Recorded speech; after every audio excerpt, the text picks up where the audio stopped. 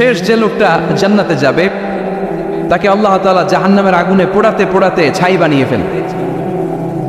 আল্লাহ বলবেন, জিব্রাইল যাও একটু দেখো, একটা মাত্র সেজদা দিয়েছে আমাকে, এরকম কাউরে পাওয়া যায় কিনা, বাটি চালান দিয়ে দেখো পাওয়া যায় কিনা।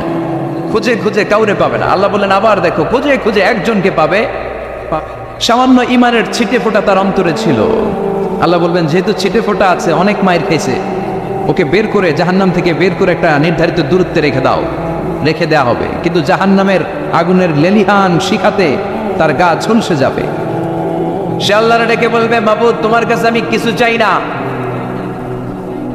জাহান্নাম থেকে তুমি আমাকে বের করেছো, জীবন নদীর পানি তুমি আমার গায়ের মধ্যে ঢেলে দিয়েছো, আমি আবার সজীবতা ফিরে পেয়েছি। আমি তোমার কাছে জান্নাত চাই না, শুধু নিরাপদ একটা দূরত্বে আমাকে রেখে আসো, যাতে জাহান্নামের আগুন আমারে কষ্ট দিতে না পারে।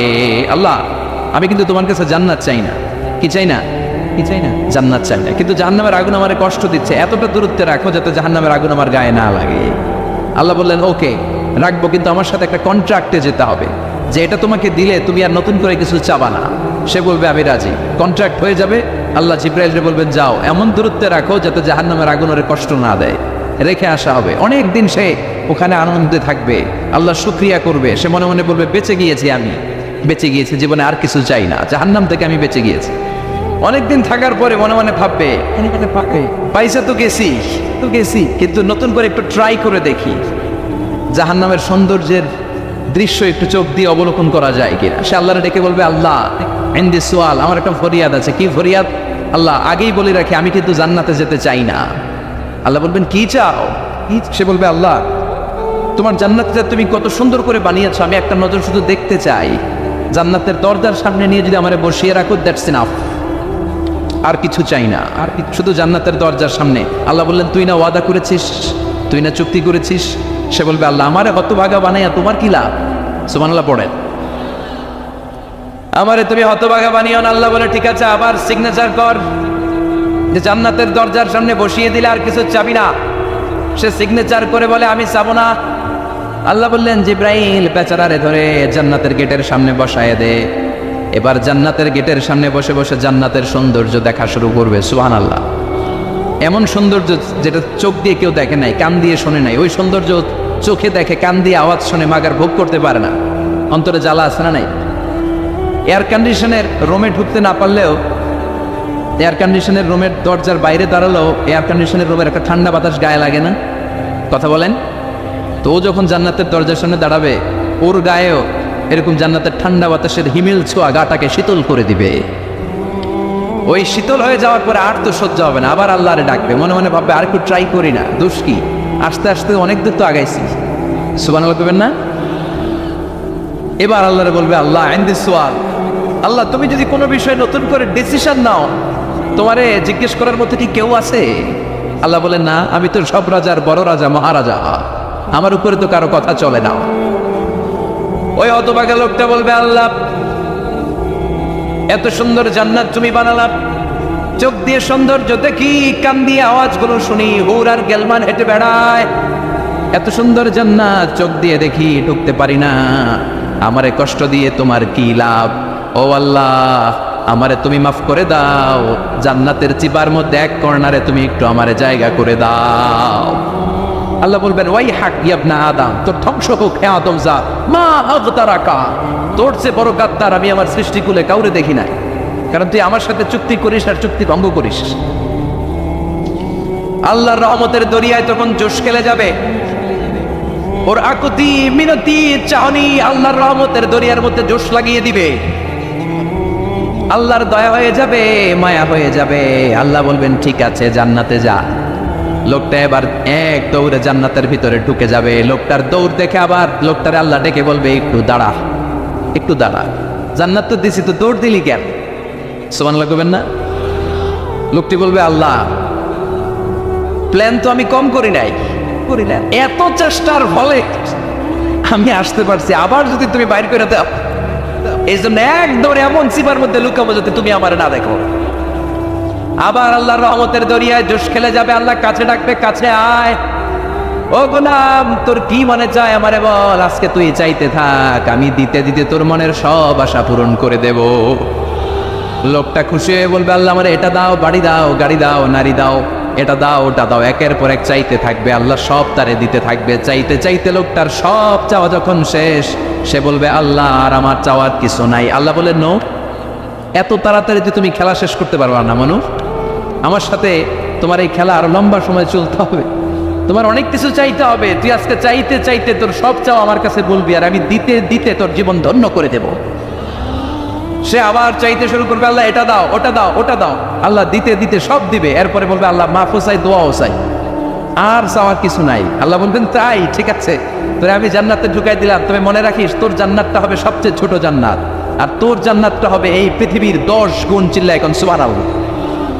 বুখারীর বর্ণনা, আখিরু মান দাখালাল জান্নাত, যে লোকটা সর্বশেষ অনেক মাইর খাইয়া রিমান্ডে থাকার পরে জান্নাতে ঢুকবে, তার জান্নাতটা যদি পৃথিবীর 10 গুণ হয়, তাহলে আমাদের সবাইরে ফেরদাউসে ঢুকাতে আল্লাহর কোনো সমস্যা আছে? চিল্লায় বলেন, সমস্যা আছে? এজন্য আমরা আল্লাহর কাছে কোন জান্নাত চাই? কথা বলেন।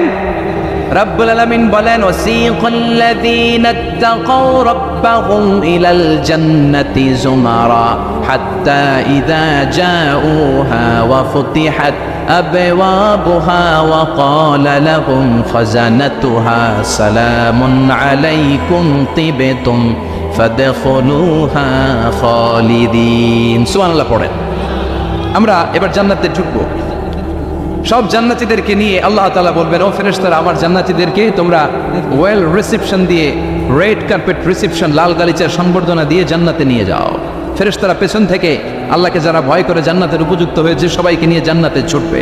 অমিয়া, কোনো প্রোগ্রামে যদি মন্ত্রী আসে, মেম্বার অফ দ্য পার্লামেন্ট আসে, কিংবা প্রধানমন্ত্রী আসে, ওনার শুভাগমন উপলক্ষে আমরা অনেকগুলো ওয়েলকামিং রিসেপশন গেট বানাই না? কথা বলেন। সুজানগরের বোধহয় বানায় টানায় না? আজকের মাহফিলের তো কয়েকটা গেট দেখলাম আমি, বানাই না আমরা?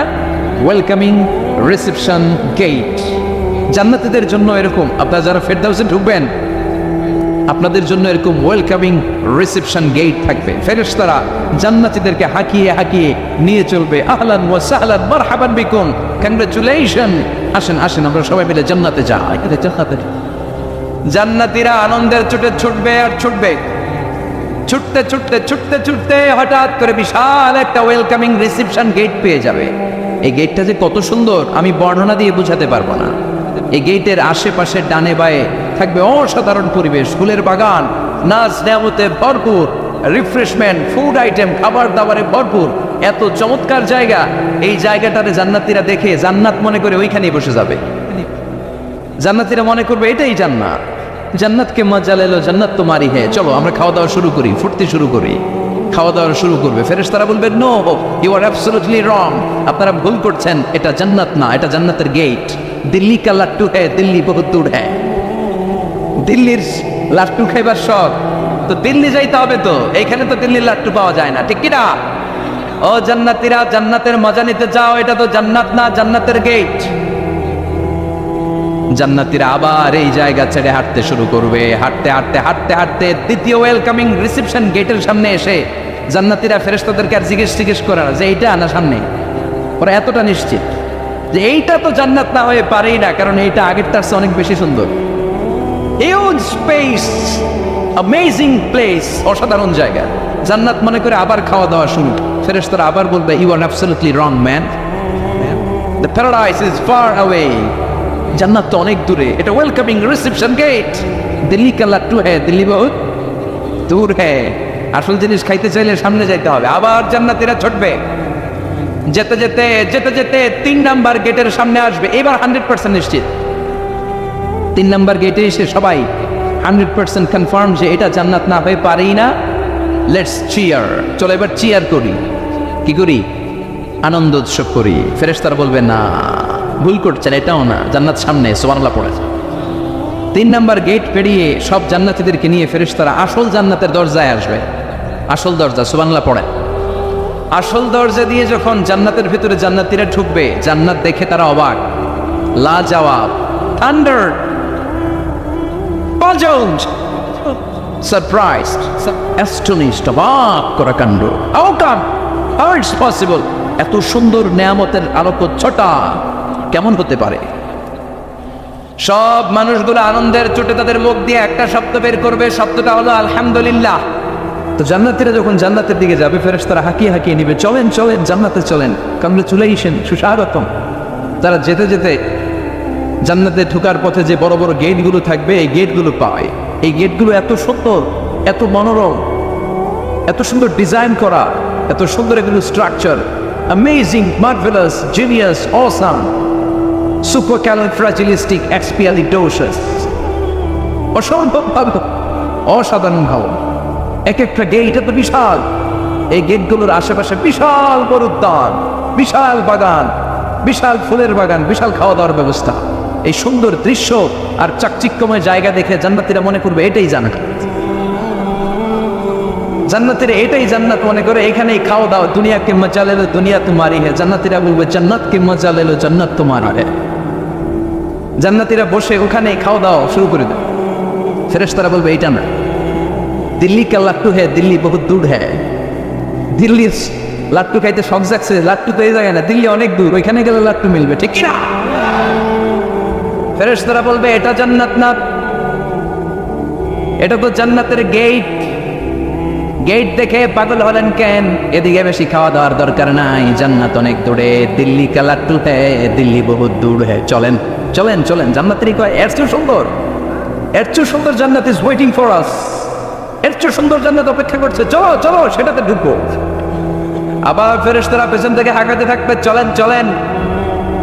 আবার অনেক লম্বা একটা পথ পাড়ি দেওয়ার পরে দ্বিতীয় গেট।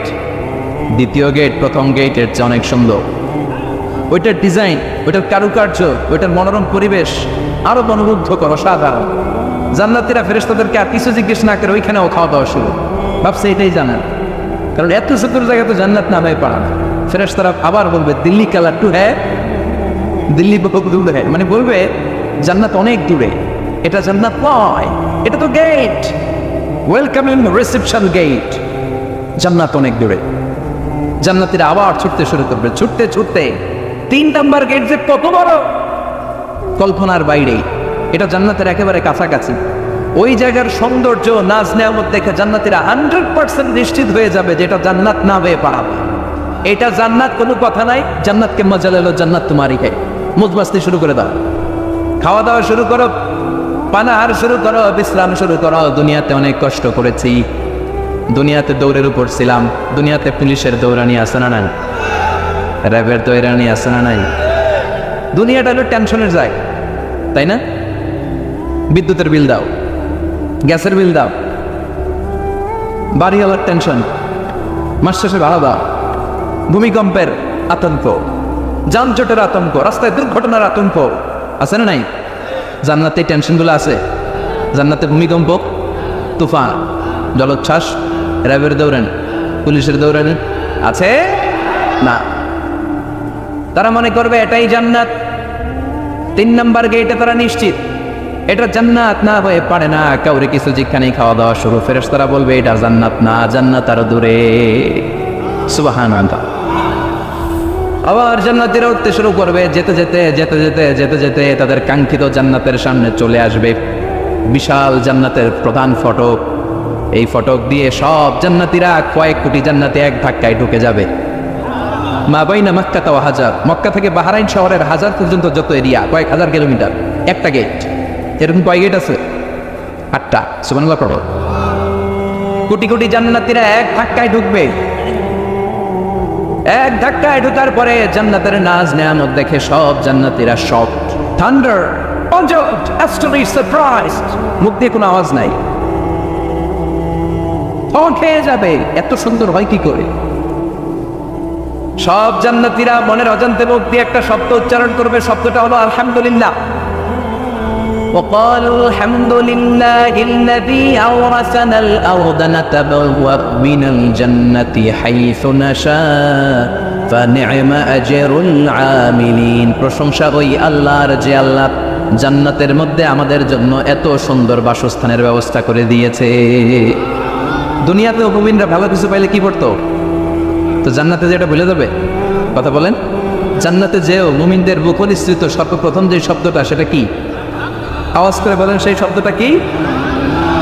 আলহামদুলিল্লাহ, আলহামদুলিল্লাহ বলে তারা আল্লাহ শুকরিয়া করবে, ডানে বায়ে নজর করবে, দেখবে বিশাল বড় বড় পালঙ্ক, খাট, ফুলসজ্জা, সিংহাসন, সোফা সেটের শাড়ি, ফিহা সুরুরুন মারফুআতুন ওয়া আকওয়াবুন মাওদুআতুন ওয়া নামারিকু মাসফুফাতুন ওয়া যারাবিয়্যু মাবসুসা। সুবহানাল্লাহ পড়েন। বিশাল বড় বড় সিংহাসন, বিশাল বিশাল সোফা সেটের শাড়ি, বিশাল বড় বড় কার্পেট, বারিশের শাড়ি, পানপাত্রগুলো সাজানো আছে। জান্নাতীরা সব একসাথে যে যার মতো বিভিন্ন জায়গায় বসে যাবে। সুবহানাল্লাহ পড়ে। মুত্তাকিনা আলাইহা মুতাকাবিলিন, হেলান দিয়ে বলবে সোফা সেটের মধ্যে আরাম করে, একে অপরের মুখোমুখি হয়, পিঠ দেখিয়ে নয়। আল্লাহু আকবার। জান্নাতের সিংহাসনগুলোর মধ্যে বসে বসে, সোফা সেটের মধ্যে বসে বসে হেলান দিয়ে জান্নাতীরা ডানে বায়ে সামনে পেছনে জান্নাতের সৌন্দর্য অবলোকন শুরু করবে। ডান দিকে তাকায় দেখবে পাখির কিচির মিচির, বাম দিকে তাকায় দেখে বিশাল তাজমহল, রাজমহল আছে না নাই, বড় বড় প্যালেস, রাজপ্রাসাদ, সিংহাসন, বাংলো বাড়ি, বাগান বাড়ি, ডুপ্লেক্স বাড়ি, ট্রিপ্লেক্স বাড়ি। আল্লাহু আকবার।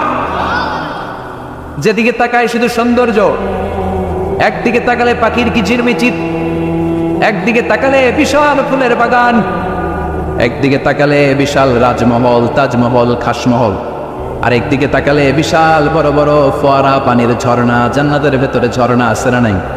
ঝর্ণা ঝর্ণা ঝর্ণা রে, বলনা বলনা বলনা রে, কার বিরহে পাগল পাড়া তুই, কার মিলনে ফুল ফসলে ভরার তোর দকুল বই, কার মিলনে ফুল ফসলে ভরার তোর দকুল বই। ঝর্ণা ঝর্ণা ঝর্ণা রে, বলনা বলনা বলনা রে, কার বিরহে পাগল পাড়া তুই। সুবহানাল্লাহ। জান্নাতিন তাজরি মিন তাহতিহাল আনহার, আল্লাহ বলবেন এত চমৎকার সুন্দর জান্নাত তোমাদের জন্য তৈরি করে রেখেছি, যে এই জান্নাতের নিচ দিয়ে প্রবাহিত হবে স্রোতস্বিনী ঝর্ণা ধারা। ঝর্ণা প্রবাহিত হবে নিচ দিয়ে। আইনান তুসাম্মা ফিহা সালসাবিলা, বিশেষ একটা ঝর্ণা ফোয়ারা থাকবে, এটার নাম হচ্ছে সালসাবিল। সেটার নাম কি? চিল্লায় বলেন, সেটার নাম কি?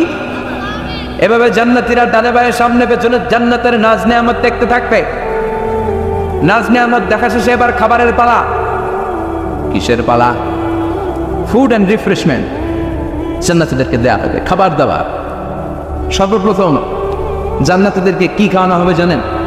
বুখারীর বর্ণনা, আউয়ালু মা ইয়াকুলু বিহি আহলুল জান্নাহ ফাজিয়াদাতু কাবিদিল হুত, the first meal and snacks will be served for the Jannah holder is fish liver fry, মাছের ভুনা কলিজা। সুবহানাল্লাহ। বাড়িতে কে কয় মাছের ভুনা কলিজা খাবেন? যে ভুনা কলিজার কথা শুনে অনেকের জিভে পানি চলে আসছে। ফিশ লিভার ফ্রাই ফাজিয়াদাতু কাবিদিল হুত, প্রথম জান্নাতে এটা দেয়া হবে।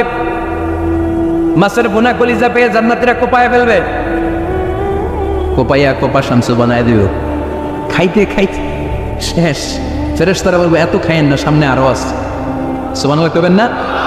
ওয়া লাহামি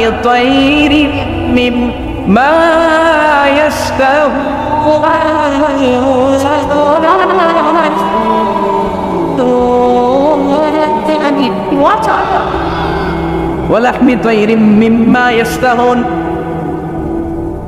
মাছের ভুনা কলিজা দেওয়ার পরে জান্নাতীদের সামনে ট্রেতে করে ফেরেশতারা পাখির ভুনা গোশত নিয়ে আসবে।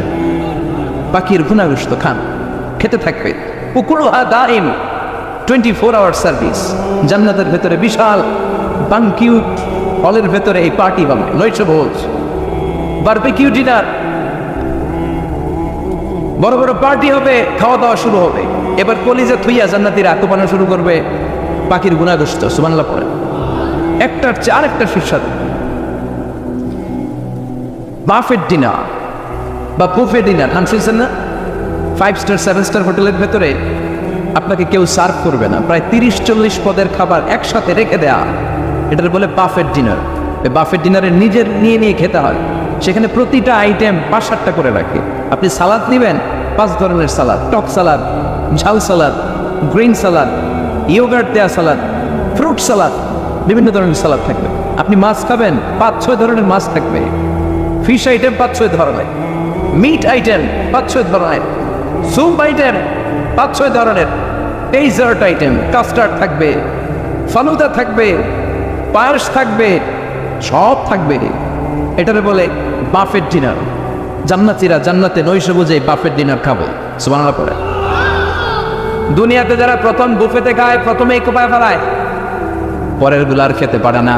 কারণ 30-40 পদের দেখে প্রথমে মুরগি গরু এমন খাওয়া খায়, গলা পর্যন্ত খায়, পরে যায় দেখে কবুতরের স্যুপ খাইতে পারে না। সুবহানাল্লাহ বলবেন না? প্রথম যারা বুফে ডিনারে খেতে যায় তাদের এই ঘটনাটা ঘটাটা স্বাভাবিক, কারণ সবগুলো থেকে একটু একটু নিলে তো প্লেটে জায়গা হয় না। তো নিতে নিতে আর খেতে খেতে এমন পরিমাণে খায়, সামনে আরো মজাদার আইটেম আছে, ওগুলো আর খাওয়া যায় না। জান্নাতীরা খেতে থাকবে উকুলুহা দাইম, 24 আওয়ার সার্ভিস। এমন কোনো সময় নাই যেই সময় খাওয়া পাওয়া যাবে না, যখনই বলবে তখনই খাবার দিবে কে? ওয়াফাকিহাতিন কাসীরা লা মাকতুআতিন ওয়ালা মামনুআ, অঢেল ফল থাকবে, কেউ নিষেধ করবে না, নষ্ট হবে না। সুবহানাল্লাহ। কুল্লামা রুযিকু মিনহা মিন সামারাতির রিজকা ক্বালু হাযাল্লাযী, এই খাবারটা ইতিপূর্বে আমরা খেয়েছি, কুতুবিহি মুতাশাবিহা, ও আল্লাহ এই খাবার তো আগে খেয়েছি, আবার নতুন করে দিলেন কেন? জান্নাতীরা জান্নাতে যখন ফলমূল খাবে, ফলমূলগুলো যখন তাদের কমন করে যাবে, তারা বলবে আল্লাহ এই কমন ফল দিলেন কেন? জান্নাতীদেরকে কমলা দিলে জান্নাতীরা বলবে কমলা দিছেন কেন? কমলা তো দুনিয়ায় খাইছি। খাইছেন না? কলা দিবে, তো কলা দিছেন কেন? কলা তো দুনিয়ায় খেয়েছি। আল্লাহ বলবেন এই কলা দুনিয়ার কলার মতো না, এই কমলা দুনিয়ার কমলার মতো না। দুনিয়ার কমলার ছোলা ফেলে দিতে হয়, দুনিয়ার কলার ছোলা ফেলে দিতে হয়, বিচি ফেলে দিতে হয়, পাতা ফেলে দিতে হয়। জান্নাতের ছোলা ফলা লাগবে না, ছোলা খাও, ছোলা আরো মজা, বিচি খাও, বিচি ফলের চাইতে বেশি সুস্বাদু। আল্লাহু আকবার। এই খাবারগুলো জান্নাতে তৈরি করে রেখেছে কে? এই নাজ নেয়ামত জান্নাতীরা ইচ্ছে মতো ভোগ করতে শুরু করবে। খাবারের পর্ব শেষ, এবার ড্রিঙ্কস এন্ড বেভারেজ। তাহলে জান্নাতে ঢুকছেন না? ঢুকলেন, খাইলেন, পানি পান করলেন, এবার পোশাক আশাকের দরকার আছে না নেই? জান্নাতে কোনো পোশাক আশাক নেই। আল্লাহ বলেন লিবাসুহুম ফিহা হারির, জান্নাতে যারা ঢুকবে তাদেরকে ড্রেস মেড অফ সিল্ক, রেশমের তৈরি পোশাক দিয়ে পোশাক বানিয়ে দেওয়া হবে। আলিয়াহুম সিয়াবু সুন্দুস খুদরু ওয়াস্তাবরাক, জান্নাতীদের পোশাক হবে সবুজ কালারের, মিহি সবুজ কালারের রেশমের কাপড় দিয়ে তাদেরকে জামা বানিয়ে দেওয়া হবে। The dress will be fine green silk dress with a gold embroidery, সবুজ মিহি সিল্কের রেশমি কাপড় দিয়ে ড্রেস আপ করা হবে, যেটার মধ্যে স্বর্ণ দিয়ে এমব্রয়ডারি করা ডিজাইন থাকবে। আল্লাহু আকবার। দুনিয়ার বুকে পুরুষের জন্য স্বর্ণ পরা আর রেশমের কাপড় পরাকে আরাম করেছে কে? কিন্তু জান্নাতে পুরুষ জাতির জন্য রেশমের কাপড় আর স্বর্ণ ব্যবহারকে হালাল করবে কে? দুনিয়ায় যারা অপেক্ষা করবে জান্নাতে তারা সেটা পাবে। ইউহাল্লাউনা ফিহা আসাইরা মিন যাহাব, দুনিয়ার বুকে ছেলেদেরকে ব্রেসলেট পরতে নিষেধ করেছে বিশ্বনবী, কিন্তু জান্নাতে ঢোকার সময় প্রতিটা জান্নাতি পুরুষকে স্বর্ণের ব্রেসলেট পরিয়ে পরিয়ে জান্নাতে ঢোকানো হবে। স্বর্ণের কঙ্কন থাকবে, স্বর্ণের চুড়ি, স্বর্ণের ব্রেসলেট শোভা পাবে প্রতিটি জান্নাতি পুরুষের হাতে। চিৎকার করে পড়েন আল্লাহু আকবার। তার মানে খাবার খাইলেন, পান করলেন, চমৎকার পোশাক পরলেন, এবার একটু ঘোরাঘুরির দরকার আছে না নাই? যাইবেন, ঘুরতে যাইবেন জান্নাতে? চলেন জান্নাতের শপিং মল থেকে একটু শপিং করে আসি। হুজুর জান্নাতের ভিতরে আবার শপিং মল থাকবে কেন? প্রশ্ন আসতে পারে না? সহিহ মুসলিমের বর্ণনা, ইন্না ফিল জান্নাতি লাসুকান, জান্নাতের ভেতরে বিশাল এক শপিং মল থাকবে। এটা বলে আমাদের বসুন্ধরা শপিং কমপ্লেক্সের মতো হবে, যমুনা ফিউচার পার্ক, দুবাইতে যে একটা আছে বিশাল শপিং মল, মালয়েশিয়ার মিড ভ্যালি, এগুলোর মতো হবে মনে হয়। কত বিশাল যে শপিং মল হবে। সহিহ মুসলিমের বর্ণনা, প্রতি শুক্রবারে ডানে বায়ে সামনে পেছনে সব জায়গা থেকে বন বন করে মৌমাছির মতো জান্নাতীর ওই শপিং মলে শপিং করতে আসবে। ইচ্ছে মতো দেদারসের পোশাক কিনবে, ইচ্ছে মতো শপিং করবে, টাকা দেয়া লাগবে না, ক্রেডিট কার্ড লাগবে না। সুবহানাল্লাহ পড়েন। ইচ্ছে মতো শপিং কিনবে। দুনিয়াতে একটু কষ্ট করে হালাল উপার্জন করে খেয়ে যান। আল কানাআতু মিনাল ইসলাম, অল্পে খেয়ে তুষ্ট থাকা আর আল্লাহ শুকরিয়া করা, এটার নামই ইসলাম। অল্প খাও, অল্প পড়ো, অল্প জমাও, অল্পের ভেতরে বরকত ঢুকাই দিছে কে? অনেকে দেখবেন অনেক খাই খাই নাই নাই করে, এটা যাদের স্বভাব তাদের কখনো বরকত হয় না। অল্প খাবেন, অল্প পড়বেন, আর হালালের সাথে সম্পর্ক করবেন। আল্লাহুম্মা কফিনি বিহালালিকা আন হারামিক ওয়া আগনিনি বিফাদলিকা আম্মান সিওয়া। বিষ্ণুনবী দোয়া করতেন, আল্লাহ হালালকে আমার জন্য যথেষ্ট করেন, হারাম থেকে আমার বাঁচিয়ে রাখেন, পড়েন আমিন। হালাল অল্প হলেও হালালে বরকত আছে না নাই? হারাম বেশি হলেও এটাতে কোনো বরকত নাই, ঠিক কিনা? বলেন তো, গরু খাওয়া হালাল না হারাম? কথা বলেন। কুকুর খাওয়া হারাম। প্রতিদিন কসাই খানাতে এরা কি কুকুর জবাই করে না গরু? গরু জবাই করে। কুরবানির ঈদে কি দিয়ে কুরবানি দেন? গরু। আচ্ছা, জবাই হয় বেশি গরু, খাই বেশি গরু, কুকুর খাই না। গরু বা গাভী বছরে বাচ্চা দেয় কয়টা? একটা। কুকুর দেয় কয়টা? 7টা 8টা, হিসাব নাই, কোনো ফ্যামিলি প্ল্যানিং নাই। তে দাদা আসছে দিচ্ছে তো, গাভী বাচ্চা দিল কম, কুকুরই বাচ্চা দিল বেশি। কুকুরই খাই না, গরু গাভী কুপায়া খায়। এরপরও সারা বাংলাদেশের 56,000 বর্গমাইলের ভেতরে বলে তো গরু বেশি না কুকুর বেশি? এত খাইলাম, এত জবাই দিলাম, বাচ্চাও দিল কম, এরপরও নাকি গরু বেশি। কারণ গরু খাওয়া হালাল, আর ঢুকাই দিয়েছে কে? এজন্য হালাল খাবেন। জিহাদের ময়দানে যে সাহাবা সর্বপ্রথম তীর মেরেছেন, সাদ বিন আবি ওয়াক্কাস, বিশ্বনবীরে বললেন, নবী উদউল্লাহ আইয়াজআলানি মুস্তাজাবাদ দাওয়া। ও নবী, আপনি আল্লাহর কাছে আমার জন্য দোয়া করে দেন, আল্লাহ যেন আমারে মুস্তাজাবুদ দাওয়া বানিয়ে নেয়। মুস্তাজাবুদ দাওয়া মানে এমন মানুষ দোয়া করার সাথে সাথেই তার দোয়া কবুল করে কে? বিশ্বনবী বললেন, ও সাদ, মুস্তাজাবুদ দাওয়া হওয়ার জন্য আমি স্পেশাল ভাবে তোর জন্য দোয়া করার কোনো দরকার নাই। একটা টিপস করে আজকে আমি শিখাইয়ে দেই, এই টিপসটা মেনে চললে তুই মুস্তাজাবুদ দাওয়া হয়ে যাবি। সাদ বলল, টিপসটা কি নবী? তাড়াতাড়ি বলেন। বিশ্বনবী বললেন, আতিবমা তাআমাকা তাকুন মুস্তাজাবাদ দাওয়া। ও সাদ, যেইটা খাবি, গলা দিয়ে যেইটা নামাবি, যেই খাবারটা ভিতরে ঢুকাবি, ওই খাবারটা যেন হালাল হয়। হালাল খাবার যদি দেহের মধ্যে ঢুকাতে পারিস রে সাদ, হালাল ভক্ষণকারী হওয়া মাত্রই তুই মুস্তাজাবুদ দাওয়া হয়ে যাবি। এজন্য হালাল খেতে হবে।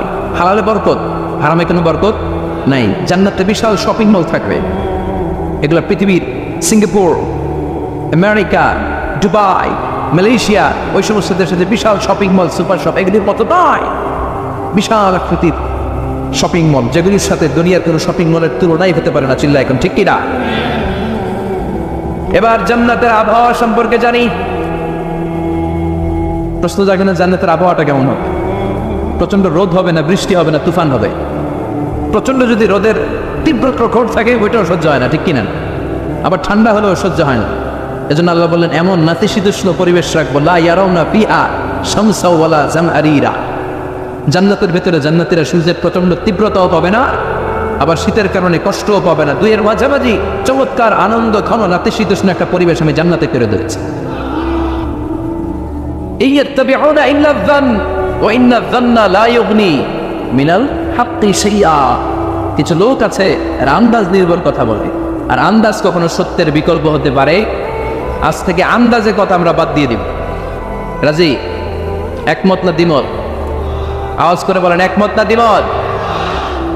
খবরদার আন্দাজ করবেন না। যদি আন্দাজ করেন, ভালো আন্দাজ করবেন। আন্দাজ করলে কি আন্দাজ করবেন? ভালো আন্দাজ। Come back positive, not go back negative. কোনো নেগেটিভ আন্দাজ আমরা করতে চাই না। ভাবলে পজিটিভ ভাবনা, অনুমান করলে পজিটিভ। কিছু লোক আছে খালি নেগেটিভ। আল্লাহ তুমি আমাদেরকে পজিটিভ মাইন্ডেড হওয়ার তৌফিক দান করো, আমরা পড়ি আমিন।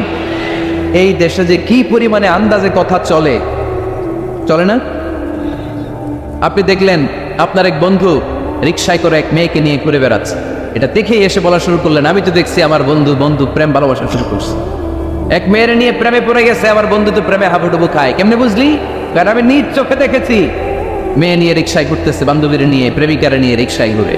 এমনও হতে পারে আপনার বন্ধুর পাশে রিকশায় যে মেয়েটা বসা ছিল সেটা তার আপন বোন, হতে পারে না? তার পাশে যে মেয়েটা বসা ছিল এটা তার আপন ভাগ্নি, হতে পারে তার আপন খালা, হতে পারে না? ওর কিছু হয় নাই, আপনার গুনার পাল্লাকে আপনি ভারী করেছেন, ঠিক কিনা? কারণ ঠোঁট কালো দেখলে আমরা আন্দাজে বলি লোকটা মনে হয় সিগারেট খায়, আছে না নাই? সিগারেট না খেয়েও ঠোঁট কালো হতে পারে কি পারে না? বিয়ের পরে যদি কেউ হুন্ডা কিনে, শ্বশুরবাড়ি বিয়ের পরে যদি হোন্ডা কিনে, কিসের হোন্ডা? এই দেখছেন, আন্দাজে মেরে দিছে যৌতুক। তো ও যখন হোন্ডা পাইছে বা কিনছে, ও পুকুর থেকে আনছে, কত টাকা খরচ করে কিনলো, কেমনে আনলো, কিস্তিতে আনলো না সরাসরি আনলো, মাথার গাম পায়ে ফেনে আনলো না বন্দুকটা চালাইতেছে, জানেন আপনি? তো এগুলো ধারণা করেন কেন? আন্দাজে আন্দাজে ধারণা করেন কেন? আজকে থেকে আন্দাজের গোষ্ঠী গিলাই আমরা। আন্দাজে কথা বলা যাবে? খবরদার। ইজতানিবু কাসীরাম মিনাজ যান। ভাই, এগুলো করে আমরা আমাদের সমাজটাকে জাহান্নামের টুকরা বানিয়ে দিয়েছি। আর কত? আপনার অনেক হয়েছে, এবার থামেন, থামেন, স্টপ, থিঙ্ক টুয়াইস। একটু ভাবেন কি বলছি আমি। প্রতিটা কথার জবাবদিহিতা সেদিন চাইবে কে? এজন্য 8 নম্বরে বললেন আন্দাজে কথা বলো না।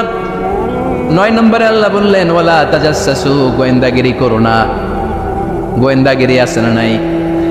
সামাজিক ভারসাম্য শৃঙ্খলার জন্য গভর্নমেন্টের যে গোয়েন্দা, ওইটা না, ওইটা ঠিক আছে। মদিনায় ছিল ওমর ফারুকের গোয়েন্দা, আল্লাহ রাসূলের গোয়েন্দা। আমরা নিজেরা ব্যক্তিগত দায়িত্বে যে গোয়েন্দাগিরিটা করি, কারো জানলার ফাঁকা খোলা থাকলে চোখ দিয়ে যে উকিটা মানি, ওইটা নিষেধ। ওয়ালা তাজাসসু, গোয়েন্দাগিরি করো না। কিছু লোক আছে দেখবেন, এরা ফিসফিসরে কি যেন বলতেছে, উনি কান পেতে আছে, এবার আছে না নাই? তো এরা কি বলে, এটা নিয়ে আপনার তো ইন্টারেস্ট কেন? ছিদ্র থাকলে অনেকে ওই দিক দিয়ে চোখ দেয়, আছে না নাই? টিনের ঘরের ছিদ্র, ওদিক দিয়ে চোখ দিতেছে। বিষ্ণু বলছেন, কোন ছিদ্র দিয়ে যদি কেউ চোখ দেয়, গোটা বের ওর চোখ কানা করে দাও। বাংলাদেশে যদি দেন, এই দেশে বিচার নিতে পারে যে কেন চোখ কানা করলেন। কিন্তু মদিনার সমাজে কেউ অন্যায় ভাবে কারো ঘরের ছিদ্র দিয়ে চোখ দেওয়ার কারণে যে চোখ গুতা মেরে চোখ নষ্ট করে দেওয়া হয়, তার জন্য কোনো বিচার নয়। তুমি অপরাধী, তুমি এত ছিদ্রান্বের শিকার। জানলা খোলা থাকলেও কি পারে? মানুষের গোপন চিঠি পড়ে, আসে না নাই? কারো চিঠি যদি পান, খুলে দেখবেন কখনো? কারো মোবাইল পেয়ে গেছেন, ওরে পাইছি বড় ভাইয়ের মোবাইল, দেখি তো গ্যালারিতে কার কার ছবি, আসে না নাই? না, করা যাবে না। কারো ফেসবুকের ভেতরে ঢুকে সে কার সাথে চ্যাটিং করলো, মেসেঞ্জারে কি বললো, এগুলো দেখবেন না, এগুলো হারাম। তার ইনবক্স চেক করবেন না, কারো গোপন চিঠি দেখবেন না, কারো বেশি ব্যক্তিগত ব্যাপারে প্রশ্ন করবেন না। করা যাবে?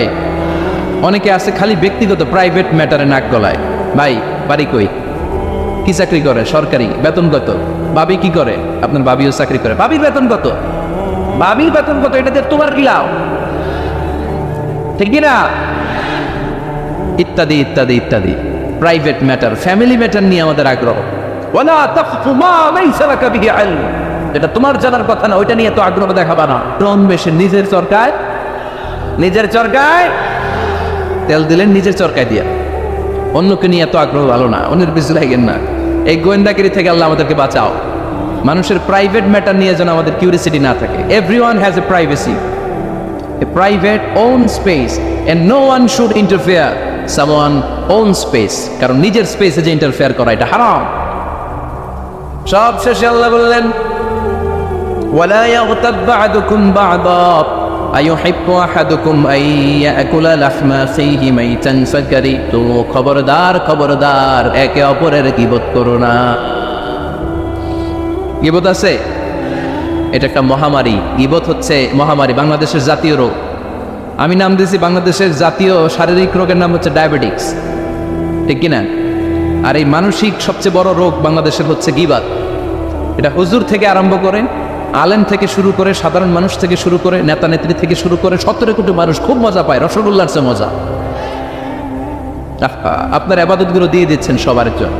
যার ব্যাপারে আপনি গীবত করতেছেন, আপনার হজ কষ্ট করে মিনায় ধাক্কাধাক্কি করে যে হজটা করছেন, ধাক্কাধাক্কি করে হাজরা আসওয়াদের চুল্লুটা দিয়েছে, আরাফাতের ময়দানে চোখের পানি যে কান্নাটা করেছেন, এই সব সবগুলো আপনি তার আমলনামায় তুলে দিয়েছেন। তার ব্যাপারে গীবত করে, চগলখড়ি করে, তার কথা আরেকজনের কাছে লাগিয়ে, ওর কথা আরেকজনের কাছে লাগিয়ে, এই যে সমাজে গিরিঙ্গি লাগালেন আপনি, এই যে সামাজিক ভারসাম্য রক্ষা করলেন, আপনার সব ইবাদতগুলো আল্লাহ ভাগ করে ওদের আমলনামায় তুলে দিয়েছে। খবরদার, মরা ভাইয়ের গোশত খাওয়ার চেয়ে বড় অপরাধ। এই দেশে হালাল সিস্টেমে অনেকে গীবত করে এইভাবে। আমি আপনাদেরকে দেখি, কথা শুরু করবে এইভাবে। কি যে অবস্থা সমাজের, বলাও যায় না, বললে তো গীবত হয়ে যায়, না বলেও পারি না, তাই না? এরকম বলে না অনেকে? বললে তো কি হয়ে যায়, হ্যাঁ?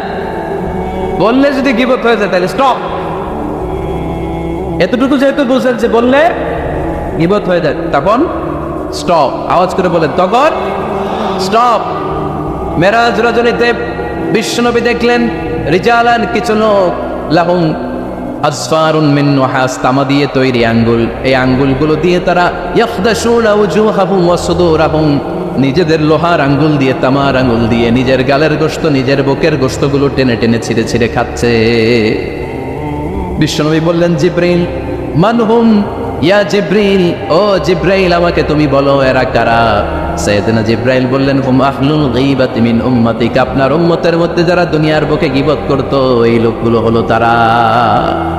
চায়ের দোকানে এগুলো খুব চলে, এর কথা ওর কানে, ওর কথা এর কানের কোটে গিরিঙ্গি লাগায়, আছে না নাই? এগুলো করবেন। গীবত কাকে বলে? যিকরুকা আখাকা বিমা ইয়াকরাহ, সহিহ হাদিস। ভাইয়ের ব্যাপারে এমন কথা বলা যেটা শুনলে, তার অনুপস্থিতিতে এমন কোনো কথা বলা যেটা শুনলে সে মনে কষ্ট পাবে। বলবেন এগুলা? না, স্পেসিফিক কিছু কাজে বলতে পারেন। যেমন সমাজে কেউ দুর্নীতি করতেছে, খুব খারাপ কাজ করতেছে, সমাজটাকে শেষ করে দিচ্ছে, তার বিরুদ্ধে জনমত তৈরি করার জন্য বলতে পারেন। আপনি দেখলেন আপনার বন্ধুর ছেলে গাছের চিপায় লুকায় লুকায় সিগারেট খায়, আপনি আপনার বন্ধুকে যে বলতে পারেন তোমার ছেলের এই দশা, তোমার মেয়ের এই দশা। এগুলো তো গীবত হবে না, কিন্তু কারো ব্যাপারে কারো কান ভারী করার জন্য উল্টাপাল্টা কথা বলা যাবে? খবরদার। তাহলে গীবতকেও আমরা কি বলে দিলাম? এই 4-5 জন নো বলতে হবে, নো। গীবতকে আমরা কি বলবো? চগলখড়িকে কি বলবো? এগুলোর সাথে মুসলমানদের কোনো সম্পর্ক আছে?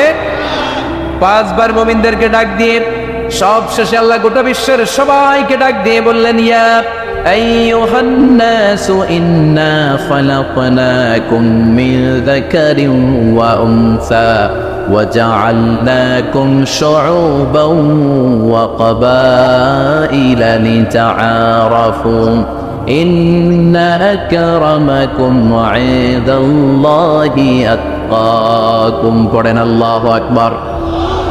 আল্লাহ বললেন ও দুনিয়ার মানুষেরা শোনো শোনো, এতক্ষণ আমাদেরকে ডাক দিতেছিলেন, এতক্ষণ মুমিনদেরকে ডেকে ডেকে আল্লাহ বলছিলেন ও বিশ্বাসীরা শোনো শোনো। এতে আল্লাহ ডেকে বললেন ও গোটা দুনিয়ার মানবকুল শোনো শোনো, তোমাদের সবাইকে আমি এক নারী এক পুরুষ থেকে তৈরি করেছি। কয়জন নারী, কয়জন পুরুষ? ওই পুরুষটার নাম, নারীটার নাম। তাহলে আমাদের গোড়া এক, এই মানব সভ্যতার গোড়া একটা, শিকড় এক জায়গায়, ঠিক কিনা? সেই হিসাবে কোনো না কোনো ভাবে আমরা কেউ না কারো আত্মীয়, কোনো না কোনো ভাবে কেউ না কারো ভাই, ঠিক কিনা? যদি আপনি হিন্দু হন তারপরও আমার ভাই, কারণ আপনার বাবার নাম, হিন্দুর বাবার নাম আদম, খ্রিস্টানের বাবার নাম, নাস্তিকের বাবার নাম, আমরা যারা মুমিন আমাদের বাবার নাম, সবার বাবা এক, সবার বাবা এক, সবার মা এক, কোনো বিভেদ নাই। বিভেদের দেয়াল আমরা গেঁথেছি, বিভেদের প্রাচীর আমরা তৈরি করেছি, আমরা বানিয়েছি ধনী গরিব এটা 2 দল, এটা আল্লাহ বানিয়েছে। আমরা বানিয়েছি সাদা কালো 2 দল, শ্বেতাঙ্গ কৃষ্ণাঙ্গ 2 দল। আমরা বানিয়েছি আরব অনারব, আমরা বানিয়েছি পয়সাওয়ালা গরিব। আল্লাহর কাছে কোনো পার্থক্য আছে? এই দুঃখ কষ্ট বিপদ আমাদের কোমরকে সোজা করে, আমাদের পায়ের মাটিকে শক্ত করে, চিল্লায় বলেন ঠিক কিনা? প্রতিকূল পরিবেশে কিভাবে বাঁচতে হয় এই দুঃখ কষ্ট আমাদেরকে শিখায়। এজন্য মুমিন বান্দার বৈশিষ্ট্য হচ্ছে দুঃখ কষ্ট বেদনা জ্বালা এগুলোতে সে আপসেট হয় না, সে হাল ছেড়ে দেয় না, সে ভরসা রাখে একজনের উপর, চিল্লায় বলতে হবে তিনি কে? কারণ মুমিন জানে রাত্রি যত গভীর হয় অন্ধকার তমানিসা ভেদ করে সুবহে সাদিক হয়। মুমিন জানে গর্ভবতী নারীর পেটের ব্যথা যেই দিন বাড়তে থাকে ওই দিনই নতুন মেহমান আগমনের সময় ঘনাতে থাকে। মুমিন জানে তার জীবনে দুঃখ কষ্ট বিপদ যত বাড়তে থাকে সুখের দিন কাছে আসতে থাকে। এজন্য মুমিনের হারাবার কিছু নেই। ফাইন্না মাআল উসরি ইউসরা, ইন্না মাআল উসরি ইউসরা। নবী হে, কষ্টের পরেই আছে আনন্দ, দুঃখের পরেই আছে সুখ। আপনি সমস্যায় পড়েছেন, ওই সমস্যার সমাধানও আছে না নাই? এই পৃথিবীতে এমন কোন সমস্যা আছে যেটা সমাধান নাই? কথা বলেন। সমস্যা তৈরি করেছে কে? আবার সমাধানও দিয়েছে কে? Allah doesn't create a lock without its key. Allah কখনো চাবি না বানাইয়া ওইটার তালা বানায় নাই। কথা কন। তালাও যেহেতু আছে ওই তালার চাবিও বানিয়েছে কে? মা আনজালাল্লাহু দান ইল্লা আনজালাল্লাহু লাহু শিফা। আল্লাহ দুনিয়ায় এমন কোনো রোগ পাঠায় নাই যেই রোগের ঔষধ বানায় নাই, এমন কোনো রোগ নাজিল করে নাই যেই রোগের কোনো চিকিৎসা বানায় নাই, হয়তো সেটা আবিষ্কার হয় নাই। অনেকে ক্যান্সারের কথা বলতে পারেন যে হুজুর ক্যান্সার এমন রোগ, এই ক্যান্সার তার নাই কোনো অ্যান্সার, কিন্তু বিজ্ঞানীরা বলতেছে এটারও অ্যান্সার আবিষ্কৃত হচ্ছে। সুবহানাল্লাহ কইবেন না? কিছু কিছু ক্ষেত্রে হয়েও গিয়েছে। এজন্য দুঃখের পরেই আছে সুখ, কষ্টের পরেই আছে আনন্দ। এই দুনিয়াটাই এরকম, কষ্টের পরই আনন্দ। দেখবেন তারাবির নামাজ 20 রাকাত পড়তে কষ্ট লাগে না? কোমরে ব্যথা, হাঁটুতে ব্যথা, কিন্তু 20টা রাকাত যখন শেষ করে মসজিদ থেকে বের হই একটা আনন্দ আছে না নাই? কষ্ট করে পরীক্ষার জন্য প্রিপারেশন নিলেন আপনি কয়েক মাস, কিন্তু ফলাফল যখন ভালো হয় তখন একটা আনন্দ আছে না নাই? সারাদিন রোজা রাখলেন রমজানে, কি কষ্ট, তৃষ্ণায় গলা ফেটে যায়, কিন্তু ইফতারির সময় যখন রুহাবজা শরবতটা খাই কেমন লাগে? একটা আনন্দ আছে না নাই?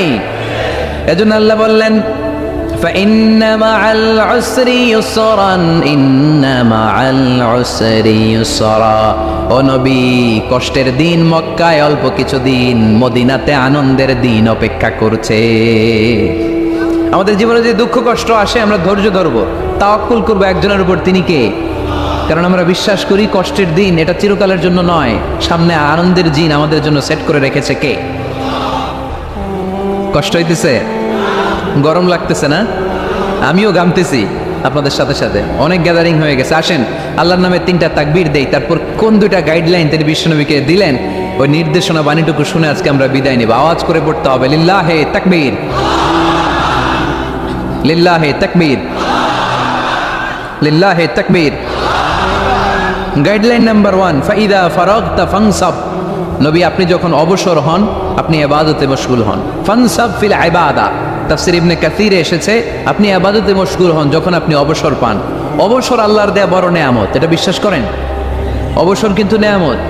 আমরা অনেকেই অবসর সময়কে কাজে লাগাই না, কিন্তু অবসর চলে যাওয়ার পরে যখন ব্যস্ত হয়ে পড়ি তখন বলি আয়রে অবসরটা যদি কাজে লাগাইতাম।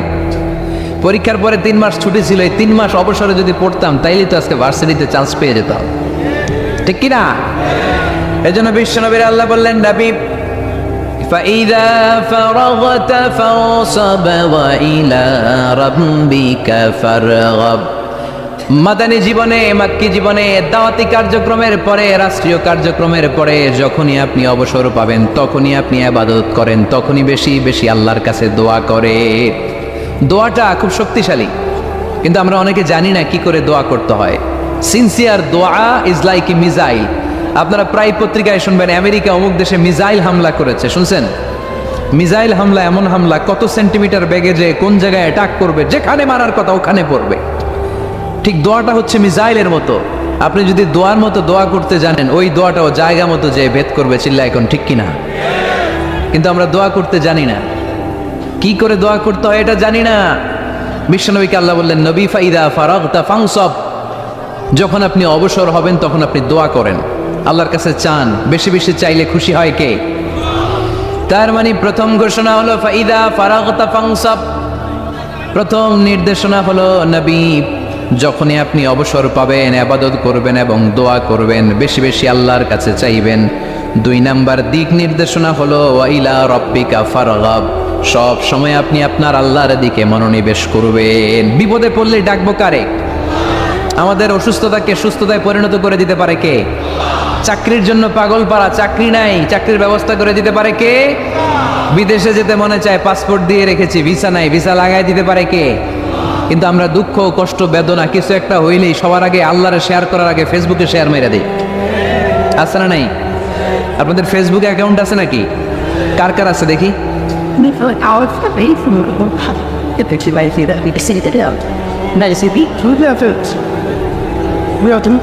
আছে আছে, এটার জন্য আমরা ভালো কাজে লাগাই, ঠিক কিনা? আপনি চাইলেই এমনভাবে ফেসবুক ফ্রেন্ড লিস্ট করতে পারেন যারা ভালো ভালো জিনিস শেয়ার করে, যারা মোটিভেশনাল জিনিস শেয়ার করে, ইসলামের পক্ষে কথা বলে। আপনার এক একটা শেয়ারে অনেকের জীবন বেঁচে যেতে পারে, ঠিক কিনা? একজন মুমূর্ষ রোগীকে বাঁচাতে রক্তের প্রয়োজন, রক্তের গ্রুপ এ পজিটিভ, যারা রক্ত দান করতে আগ্রহী তারা এই নাম্বারে যোগাযোগ করুন। ফেসবুকে মাঝে মাঝে এরকম নিউজ আসে না নেই? আপনি just you put down in share, শেয়ারের মধ্যে একটা পুট করে দিলেন, একটু শেয়ার মেরে দিলেন, ছড়িয়ে পড়লো হাজার হাজার ফেসবুক ফ্রেন্ডদের কাছে, তাদের অনেকে ব্লাড দিতে আগ্রহী, সে তাড়াতাড়ি যে সেখানে ব্লাড ডোনেট করে আসলো। আপনার একটা শেয়ারের কারণে বেঁচে গেল অনেকগুলো প্রাণ। চিল্লা এখন ঠিক কিনা? রক্তদানের মতো শ্রেষ্ঠ ইবাদত হতে পারে? আমরা মনে করি শুধু জিকিরি ইবাদত, আমরা মনে করি শুধু নামাজি ইবাদত।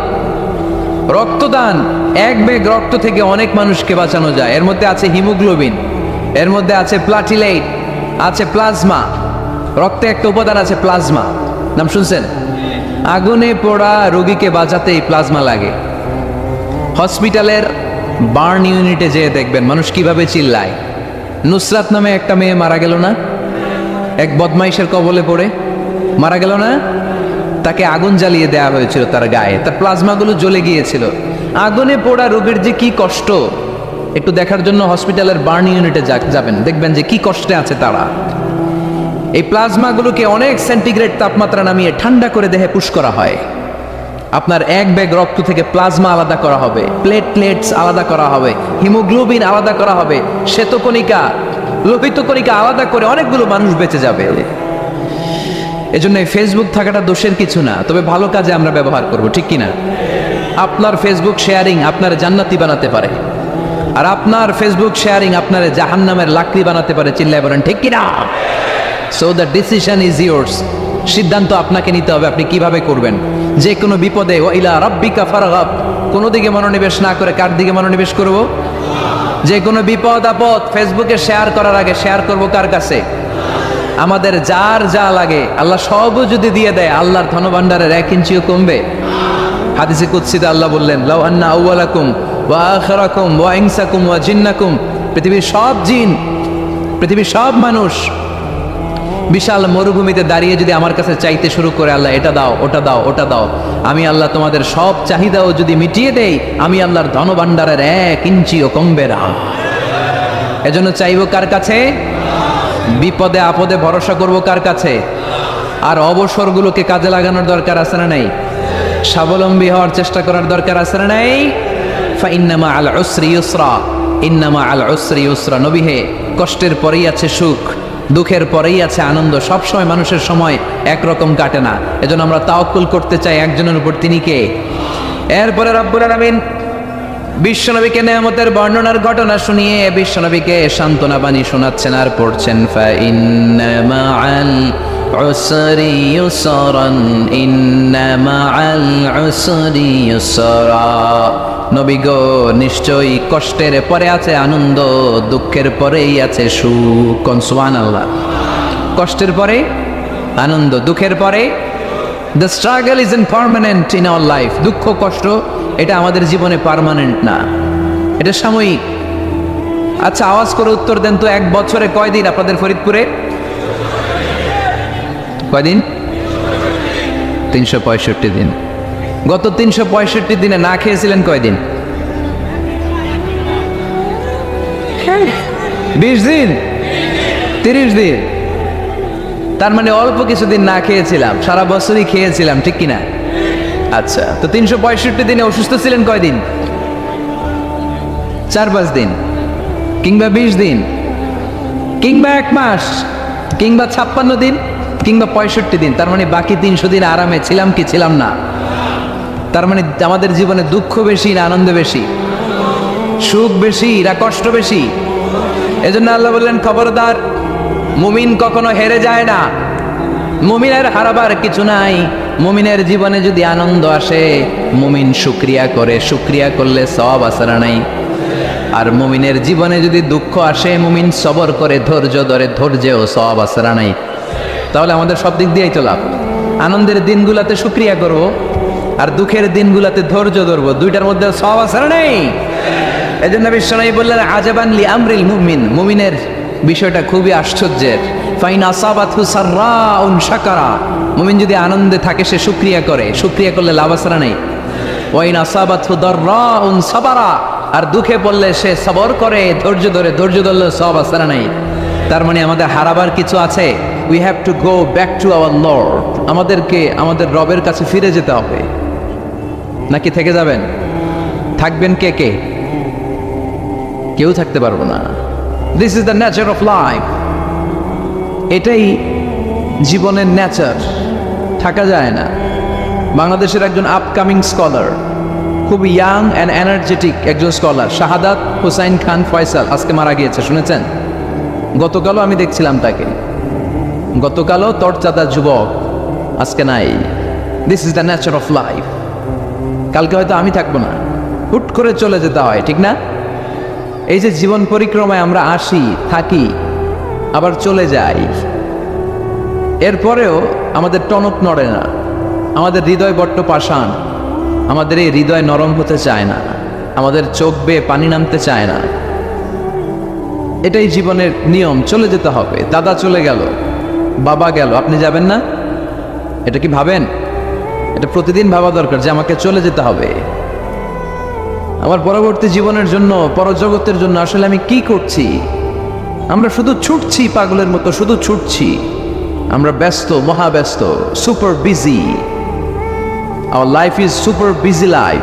এত ব্যস্ত, এই ব্যস্ততা যেন শেষ হতে চায় না। এত ব্যস্ততা কিসে? স্টপ, থামেন একটু, বসেন, sit down and think about death. The most certain thing in our life is death, and the most uncertain thing in our life is the time of death.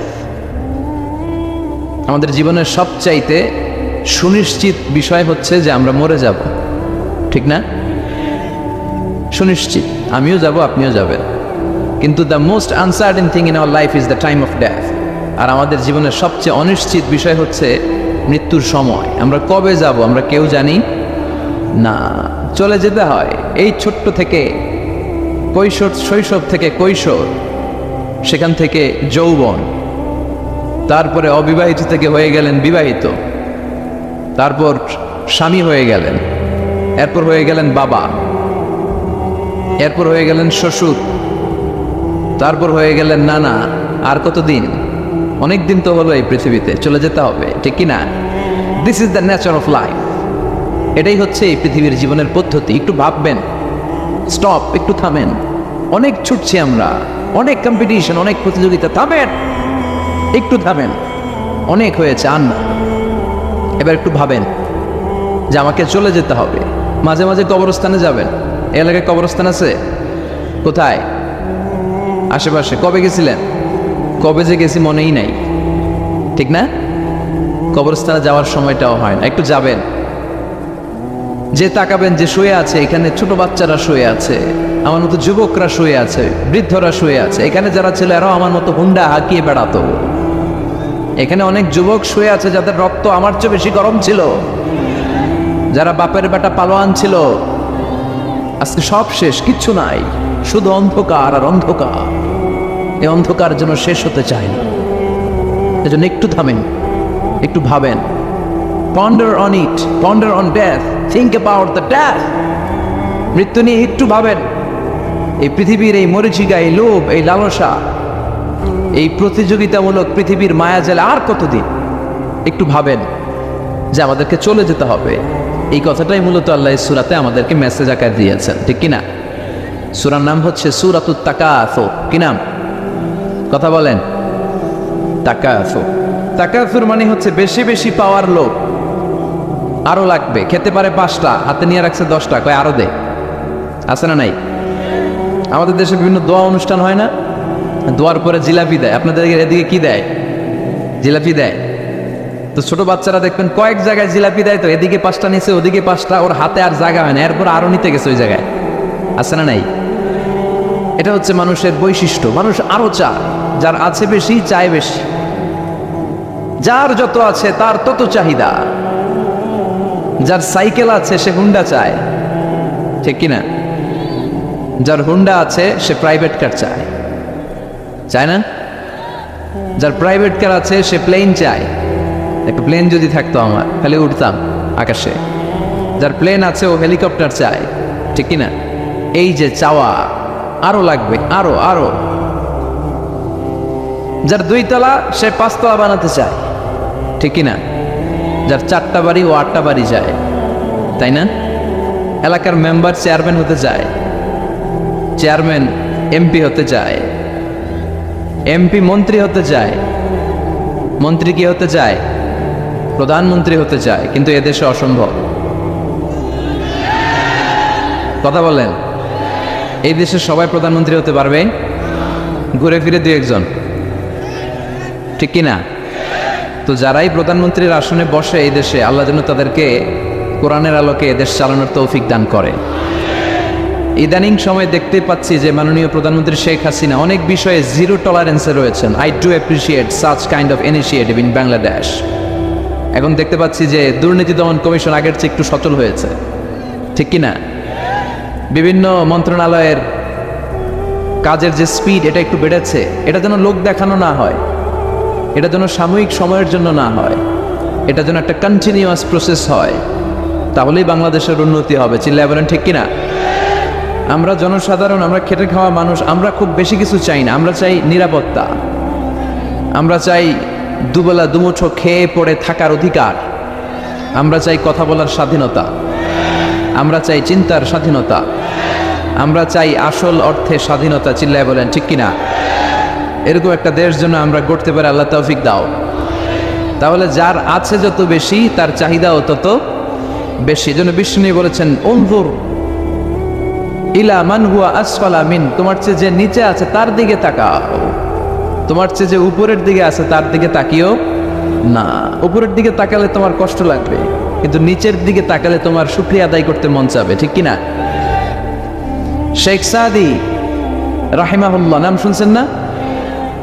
ওনার একবার আর্থিকভাবে খুব খারাপ অবস্থা যাচ্ছিল, ওনার পায়ে জোতা ছিল না, কি ছিল না?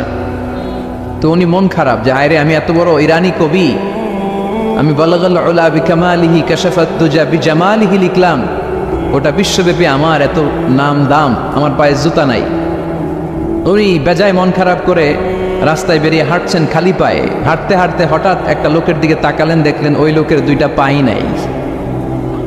কি নাই? পা নাই। এবার উনি আল্লাহর শুকরিয়া করেন যে আল্লাহ অনেক দিয়েছ, অনেক দিয়েছ, শুকর আলহামদুলিল্লাহ। এজন্য আপনার চেয়ে খারাপ অবস্থানে যে আছে তার দিকে একটু তাকান। আপনি আপনার অবস্থানে সন্তুষ্ট না, কিন্তু অনেকে আছে আপনার অবস্থানে আসার জন্য সংগ্রাম করে যাচ্ছে। আপনার অবস্থানটা, আপনার বর্তমান অবস্থানটা অনেকের কাছে স্বপ্ন। সে স্বপ্ন দেখে আপনার জায়গায় পৌঁছার। এজন্য সব অবস্থায় শুকরিয়া করতে হবে। কার? সূরার নাম সূরাতুত তাকাসুর। সূরার নাম কি?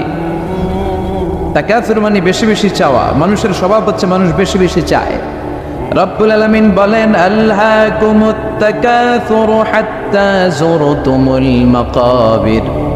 দুনিয়ার লোভ লালসা, বেশি বেশি পাওয়ার আকাঙ্ক্ষা তোমাদেরকে একেবারে গাফেল বানিয়ে দিয়েছে। এই গাফলতি কোনোদিন তোমাদের কমবে না যতদিন না তোমরা কবরের বাড়িতে ঢুকবা। কার কথা? রব্বুল আলামিন বলেন, আলহাকুমুত তাকাসুরু হাত্তা যুরতুমুল মাকাবির। দুনিয়ার লোভ লালসা তোমাদেরকে পাগল বানিয়ে দিয়েছে। এই গাফলতি পাগলামি কোনোদিন তোমাদের থামবে না যতদিন না তোমরা কবরে ঢুকবা। কার কথা? কবরে আমাদের ঢুকাই লাগবে, বাঁচার কোনো উপায় আছে? একদিন মাটির ভেতরে হবে ঘরে মন আমার, কেন বান্ধ দালান ঘর, প্রাণ পাখি উড়ে যাবে পিঞ্জর ছেড়ে। ধরা ধামে সবই রবে, তুমি যাবে চলে। বন্ধু বান্ধব যত, মাতা পিতা দ্বারা সুত, সবই হবে তোমার পরে মন আমার, কেন বান্ধ দালান ঘর। একদিন মাটির ভেতরে হবে ঘরে মন আমার, কেন বান্ধ দালান ঘর। ঠিক কিনা? কিনা? মাটির ভেতরে আমাদের যাওয়াই লাগবে, বাঁচার কোনো উপায় আছে? এজন্য রব্বুল আলামিন বলেন, দুনিয়াতে বেশি বেশি লাগবে, আরো বেশি চাই। এই প্রাচুর্যতার লোভ, সম্পদের লোভ, ক্ষমতার লোভ তোমাদেরকে একেবারেই গাফেল বানিয়ে দিয়েছে। আখিরাতকে একেবারে বেমালুম তোমরা ভুলে গিয়েছো। তোমাদের গাফলতি কমবে না যতদিন না তোমরা কবরের ভিতরে ঢুকবা। ঠিক কিনা? কবরে ঢুকার আগ পর্যন্ত এই যে আমাদের আরো চাই, আরো চাই, আরো লাগবে, এটা কোনোদিন কমবে না। একমাত্র কবরই পারে আমাদেরকে স্তব্ধ করে দিতে, আমাদেরকে থামিয়ে দিতে পারে শুধুমাত্র কেবলমাত্র কবর। চিল্লায় বলেন ঠিক কিনা? ওই কবরে ঢোকার আগ পর্যন্ত খালি হাত পাতে, আরো দাও আরো দাও। যারা হাত পাতে এদেরকে আরবিতে বলে ফকির। কি বলে? আল্লাহ বললেন তোদের স্বভাব হচ্ছে ফকিরদের স্বভাব। কার কথা?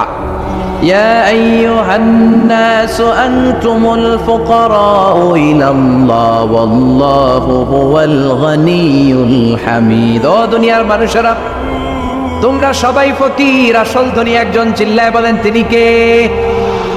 তিনি হচ্ছেন আল্লাহ। তিনি কারো কাছে চায় না, আর সবাই তার কাছে চায়, ঠিক কিনা? আমাদের স্বভাব আরো চাই, আরো চাই, আরো চাই। এই স্বভাবটা আমাদের পাল্টাতে হবে। আপনি একটু যোগ বিয়োগ দিবেন যে সুখে শান্তিতে। সুখ শান্তি খুব আপেক্ষিক বিষয়।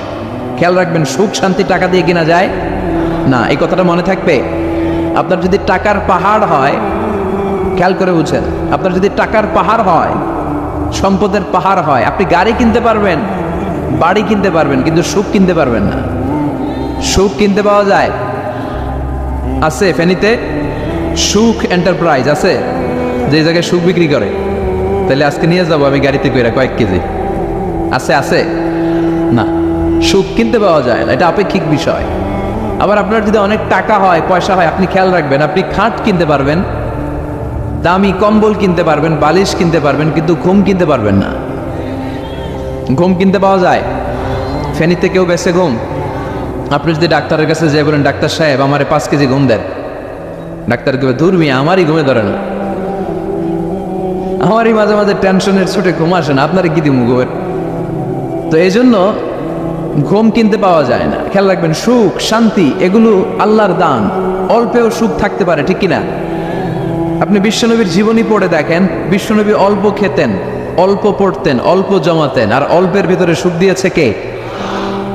টাকা যার বেশি দুঃখ তার বেশি, টাকা যার বেশি কষ্ট তার বেশি, টাকা যার বেশি টেনশন তার বেশি।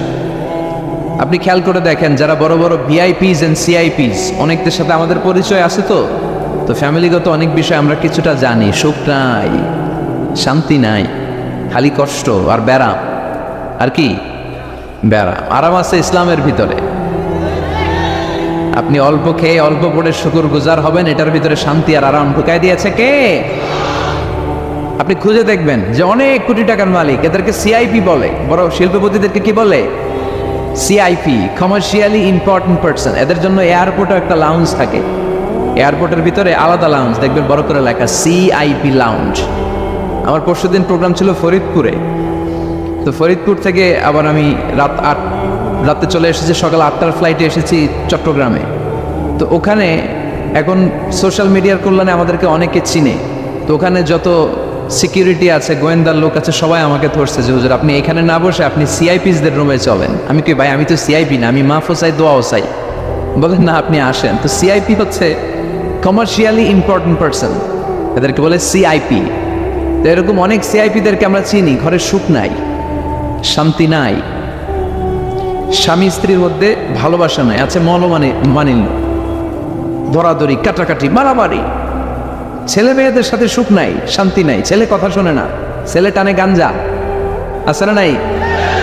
মেয়ে করে পরকিয়া, মায় দেখে কিরণমালা। তো এইটা কি কোনো সংসার? এটা জাহান্নামের টুকরা। আচ্ছা, এবার আসেন অল্প পয়সার মানুষ, যারা ফ্যাক্টরিতে কাজ করে, রিক্সা চালায়, কুলি মজুর, দেখেন এদের রোগ বালাই নাই, কষ্ট নাই, ঘরে শান্তি, নিজেও নামাজ পড়ে, আবার ফ্যামিলিতে যারা আছে ওরাও নামাজ পড়ে, ছেলেটাও নামাজ পড়ে, মেয়েটাও নামাজ পড়ে, ছেলেটাও সূরা ফাতিহা পড়ে, মেয়েটাও পড়ে, আলহামদুলিল্লাহ বলে। এটারে সুখ বলে।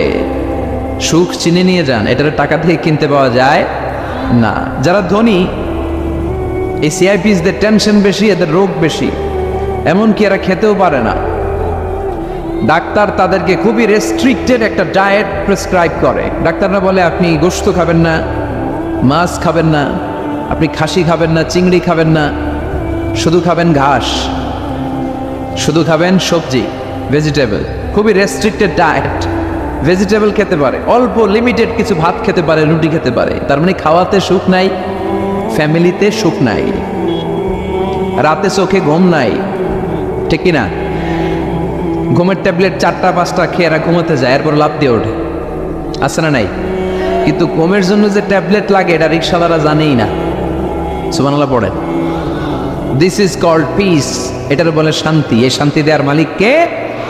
এজন্য রব্বুল আলামিন বলেন আল্লাহকুমুত তাকাসুরু হাত্তা যুরতুমুল মাকাবির। দুনিয়ার লোভ লালসা তোমাদেরকে পাগল বানিয়ে দিয়েছে। এই পাগলামি কমবে না যতদিন না কবরে ঢুকো।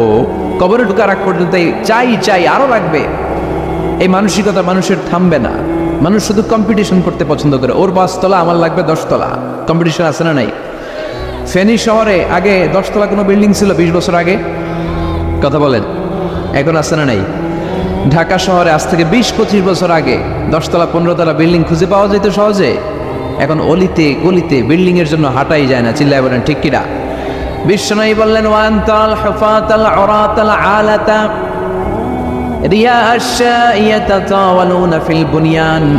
কিয়ামতের আগে দেখতে পাবা কিছু লোক যাদের পেটে খাবার ছিল না, গায়ে দেওয়ার মতো জামা ছিল না, সমাজে তাদের কোনো ধরনের নাম আর ডাক ছিল না, তারা হু হু করে বড়লোক হয়ে যাবে। They will start to construct high rises buildings in the cities. শহরে বড় বড় বিল্ডিং টাওয়ার বানানোর প্রতিযোগিতা শুরু করবে। চিল্লায় বলেন ঠিক কিনা? এই টাওয়ার বানানোর প্রতিযোগিতা আছে না নাই?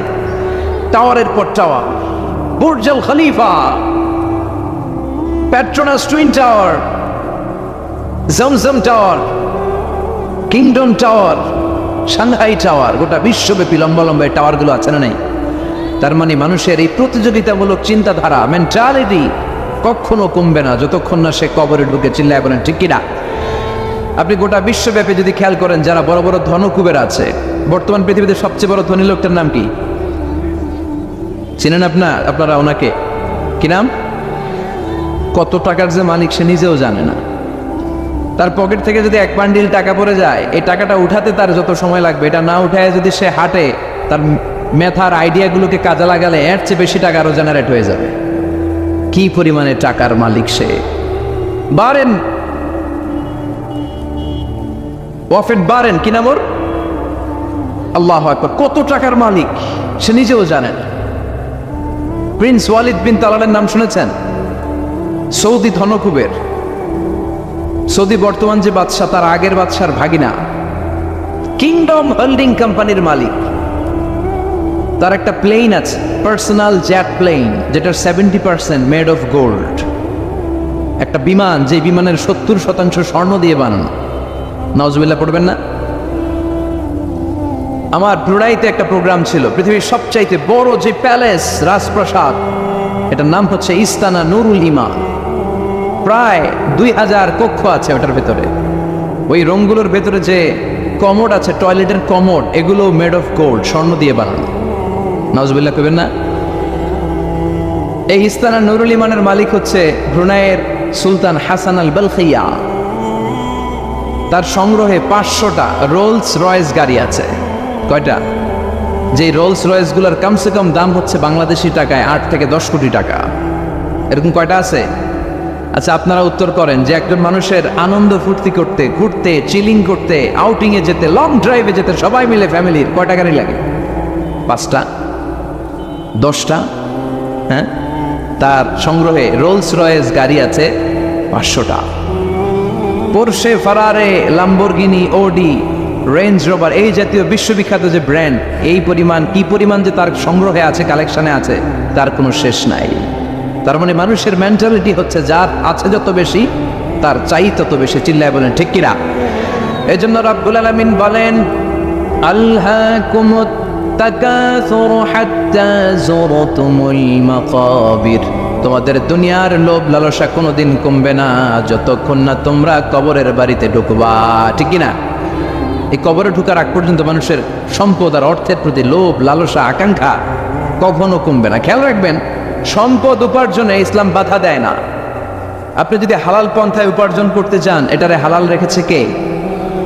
সম্পদ আপনি উপার্জন করবেন, খরচ করবেন, আপনার উপর জাকাত ফরজ হলে জাকাত দিয়ে দিবেন, কিন্তু সম্পদকে হৃদয়ে স্থান দেয়া যাবে? হৃদয়ে থাকবে কার ভয়? চিল্লায় বলেন কার? যাদের হৃদয়ে আছে আল্লাহর ভয়, তারা কবু পথ ভুলে যায় না। আল্লাহর প্রেম ছাড়া এই দুনিয়ায় কারো কাছে কোনো কিছু চায় না। রাতের আধারে যারা সেজদাতে রয়, দু চোখের স্রোতে নদী যেন বয়। ছলনার হাতছানি যতই আসুক, পেছনে ফিরেও সে তাকায় না। যাদের হৃদয়ে আছে আল্লাহর ভয়, তারা কবু পথ ভুলে যায় না। আল্লাহর প্রেম ছাড়া এই দুনিয়ায় কারো কাছে কোনো কিছু চাই না, কারো কাছে কোনো কিছু চাই না। ঠিক কি না? মুমিনের অন্তরে তো মুমিন অর্থ সম্পদকে স্থান দিতে পারে না। মুমিনের অন্তরে মুমিন স্থান দিবে কাকে? চিৎকার করে বলতে হবে কাকে? তার মানে ইসলাম বলে তুমি সম্পদ উপার্জন করো, সম্পদকে তুমি আহরণ করো, কিন্তু সম্পদকে তুমি তোমার হৃদয়ে স্থান দিও না। হৃদয়ে স্থান দিবা কাকে?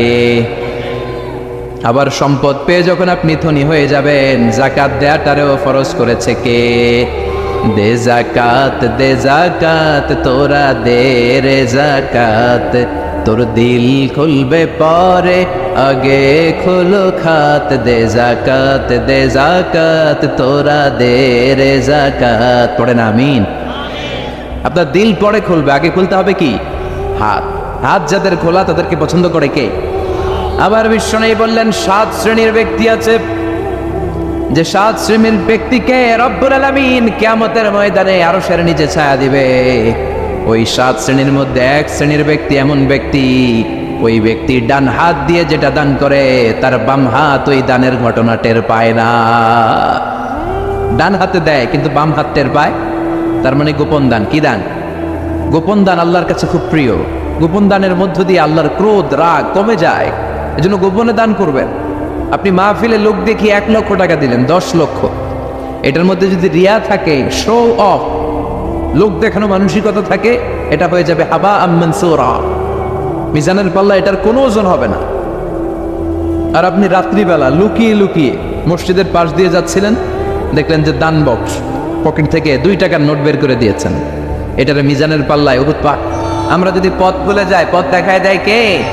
আমি যদি কোনো দিন পথে ভুলে যাই, হাত ছানি দিয়ে কাছে নিও। মমতার বন্ধনে আমায় বেঁধে সব ভুল ক্ষমা করে দিও। আমি যদি কোনো দিন পথ ভুলে যাই, হাত ছানি দিয়ে কাছে নিও। মমতার বন্ধনে আমায় বেঁধে সব ভুল ক্ষমা করে দিও। আমি যদি কোনো দিন পথ ভুলে যাই, পড়ে, হাত ছানি দিয়ে কাছে নিও। মমতার বন্ধনে আমায় ডেকে সব ভুল ক্ষমা করে দিও। চিল্লায় পড়ে না আমি আর জোরে আমিন। এজন্য বিশ্বনবী বললেন যে দোয়া বাদ দিল তার সব বাদ। কারণ দোয়া দিয়ে নামাজ শুরু, দোয়া দিয়ে সব শুরু। দোয়াটাই হলো ইবাদত। চিল্লায় বলেন ঠিক কিনা? আর দোয়া সিলাহুল মুমিন, দোয়া হচ্ছে মুমিনের উইফেন, অস্ত্র, মুমিনের বড় অস্ত্র। যেখানে সবকিছুর দৌরাত্ম্য শেষ, ওইখানে দোয়ার দৌরাত্ম্য শুরু। যেখানে সবকিছুর কারিশমা শেষ, ওখান থেকে দোয়ার কারিশমা শুরু।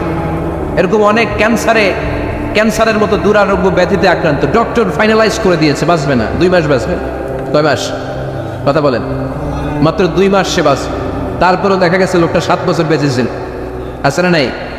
দোয়া, দ্য পাওয়ার অফ দোয়া। Everything is prewritten, but by supplication it's rewritten. সবকিছু আগে লেখা থাকে। মহাবিশ্ব সৃষ্টির 50,000 বছর আগে আমাদের ভাগ্যে কি ঘটবে সব লিখে রেখেছে কে? সব অপরিবর্তনীয়। কিন্তু এই তাকদিরেরও কিছু জিনিস আল্লাহ চেঞ্জ করে দেয় দোয়ার বরকত। এজন্য দোয়া করার দরকার আছে না নাই? মায়ের কাছে দোয়া চাবেন, মায়ের দোয়া আল্লাহ ফেরায় না। মুসলিম ব্যক্তির দোয়া আল্লাহ ফেরায় না। মুসাফিরের দোয়া আল্লাহ ফেরায় না। যিনি রোজা রেখে দোয়া করেছেন তার দোয়া আল্লাহ ফেরায়। এজন্য বেশি বেশি আল্লাহর কাছে দোয়া করতে রাজি আছেন তো? কিন্তু দোয়াটা হইতে হবে সিনসিয়ার, একনিষ্ঠ দোয়া। অনেকে দেখবেন দোয়া করার দিকেও তাকে আছে, জুমার নামাজে প্রায় বিশাল দোয়াও করতেছে আবার এদিকে, আছে না নাই? আবার দোয়াও করে মোবাইলও টিপে, কথা কন। আবার আমরা আলোচনা শেষে দোয়াও করি, পোলাপাইন সেলফিও তোলে, আছে না নাই? সিনসিয়ারিটি নাই। আপনার কি পরিমাণে সিনসিয়ারিটি আছে এটার উপর ডিপেন্ড করবে আপনার দোয়া কবুল হবে কি হবে না। একজন দোয়া করলে মুহূর্তে কবুল, চোখ বন্ধ করলে আল্লাহর আরশে চলে যায়, মদিনার সাথে ওর কানেক্টিভিটি বেড়ে যায়, আল্লাহর সাথে কানেক্টিভিটি বেড়ে যায়, সে ফিল করে সে আল্লাহর সাথে কানেক্ট হয়ে গিয়েছে। আর আরেকজন দোয়ার মধ্যে খুঁজে কিছু পায় না, আছে না নাই? তো দুই দোয়ায় পার্থক্য আছে না, কথা কর। এজন্য সম্মানিত ভাইরা, দোয়াই যখন করবেন সিনসিয়ারলি করবেন, কানেক্টিভিটিটাকে স্ট্রং করার চেষ্টা করবেন। সিনসিয়ার দোয়া is like a missile. Missile নাম শুনছেন? হামলা করে না, মিসাইল হামলা করেছে ইসরায়েল, শোনেন নাই? মারলে একেবারে ধ্বংস করে যায় সব। এই মিসাইল হামলা, ড্রোন হামলা, এগুলো লক্ষ্য বস্তু ভেদ করে ভয়ঙ্কর ভাবে, ইঞ্চি ইঞ্চি, মাইক্রো ইঞ্চি মেপে মেপে এমন ভাবে এই বোমাটা মারবে, ঠিক জায়গা মতো এটা ফিট হয়ে যাবে।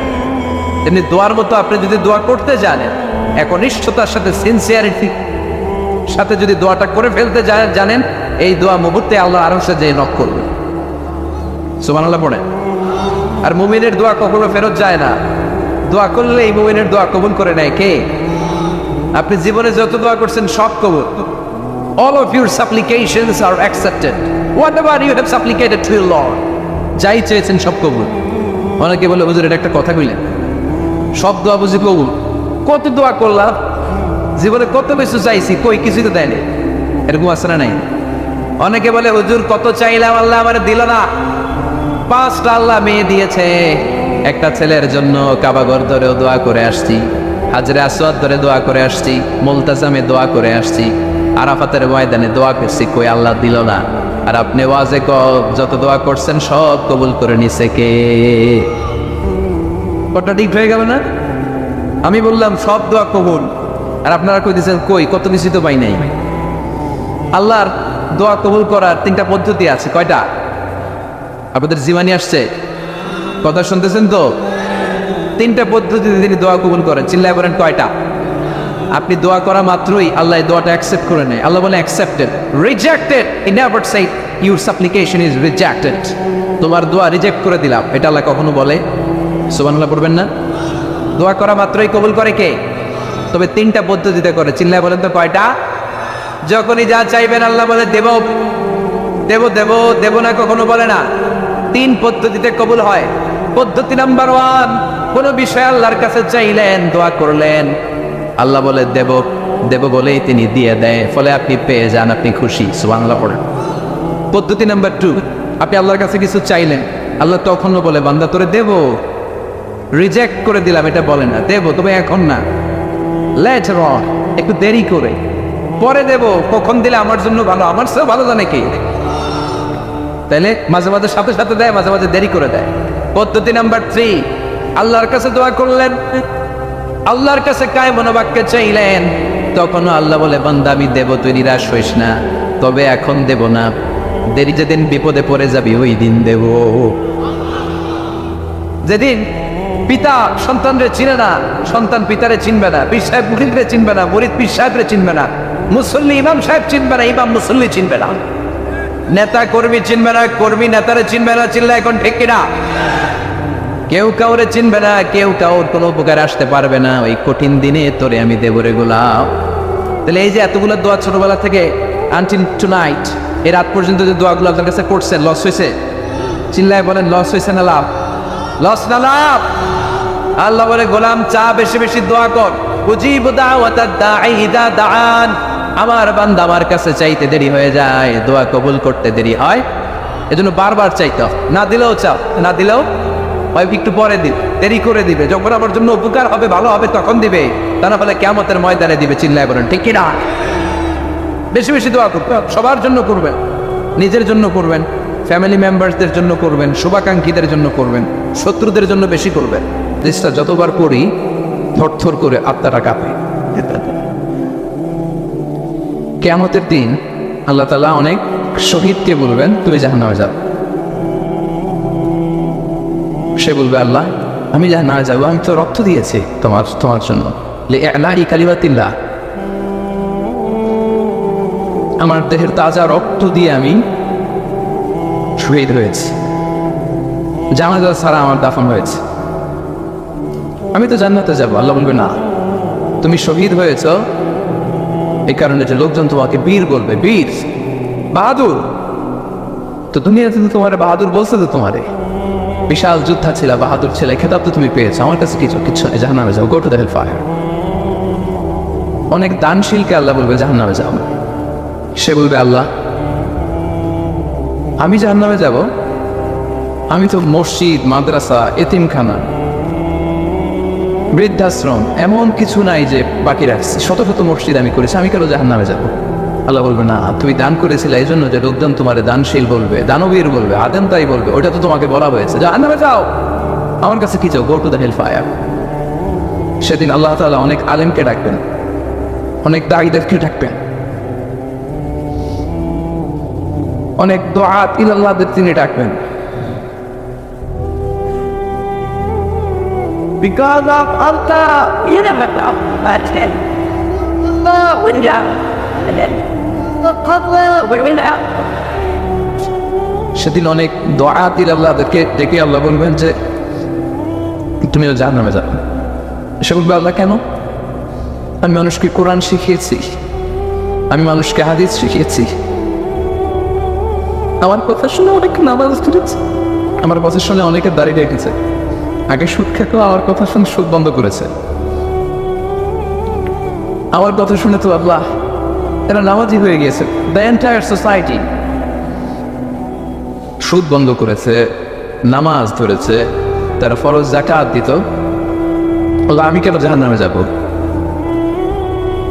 তাহলে বলবেন তুমি এই দাওয়াতি কাজ করেছো, লোকজন তোমাকে বড় আলেম বলবে, লোকজন তোমাকে বড় সেলিব্রিটি বলবে, লোকজন তোমার নামে তাকবীর দিবে, তোমাকে বড় আলেম বলবে, বড় দাঈ বলবে, এটা তো বলা হতো তোমাকে দুনিয়াতে, আল্লাহ না বলে ডাকা হতো তোমাকে, বাহারুল বেরুম বলা হতো তোমার, এখানে সাগর, অনেক বড় দাঈ, অনেক বড় সেলিব্রিটি তোমাকে বলা হতো এই দুনিয়াতে।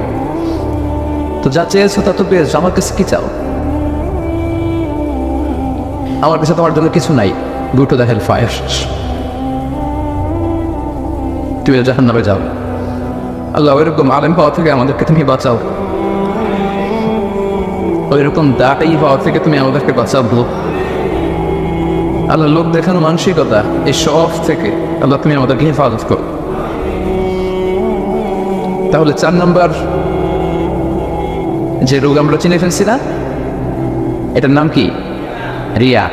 নামাজ পড়তেছি, মানুষ আমার বড় মুসল্লি বলে, হজ করে আসছি যেন আমার নামের আগে আলহাজ লাগায়, জাকাত দিচ্ছি, জাকাতের শাড়ি লুঙ্গি, দানবীর, শিল্পপতি, এটা যেন বলে, জিহাদের ময়দানে গিয়েছি, ইসলামের জন্য মিছিল দিচ্ছি, যাতে মিডিয়াতে আমাকে সবার আগে দেখা যায়। আল্লাহ বলবে go to the hell fire, জাহান্নামে যাও। এগুলো একটাও আমার জন্য করো নাই, তুমি যা চেয়েছিলে দুনিয়াতে তুমি সেটা পেয়েছো, আমার কাছে কিছু ইচ্ছু নাই আমার কাছে তোমার জন্য, যাও। রিয়া মানে লোক দেখানো মানসিকতা, শো অফ মেন্টালিটি, এটা নাই কারণ।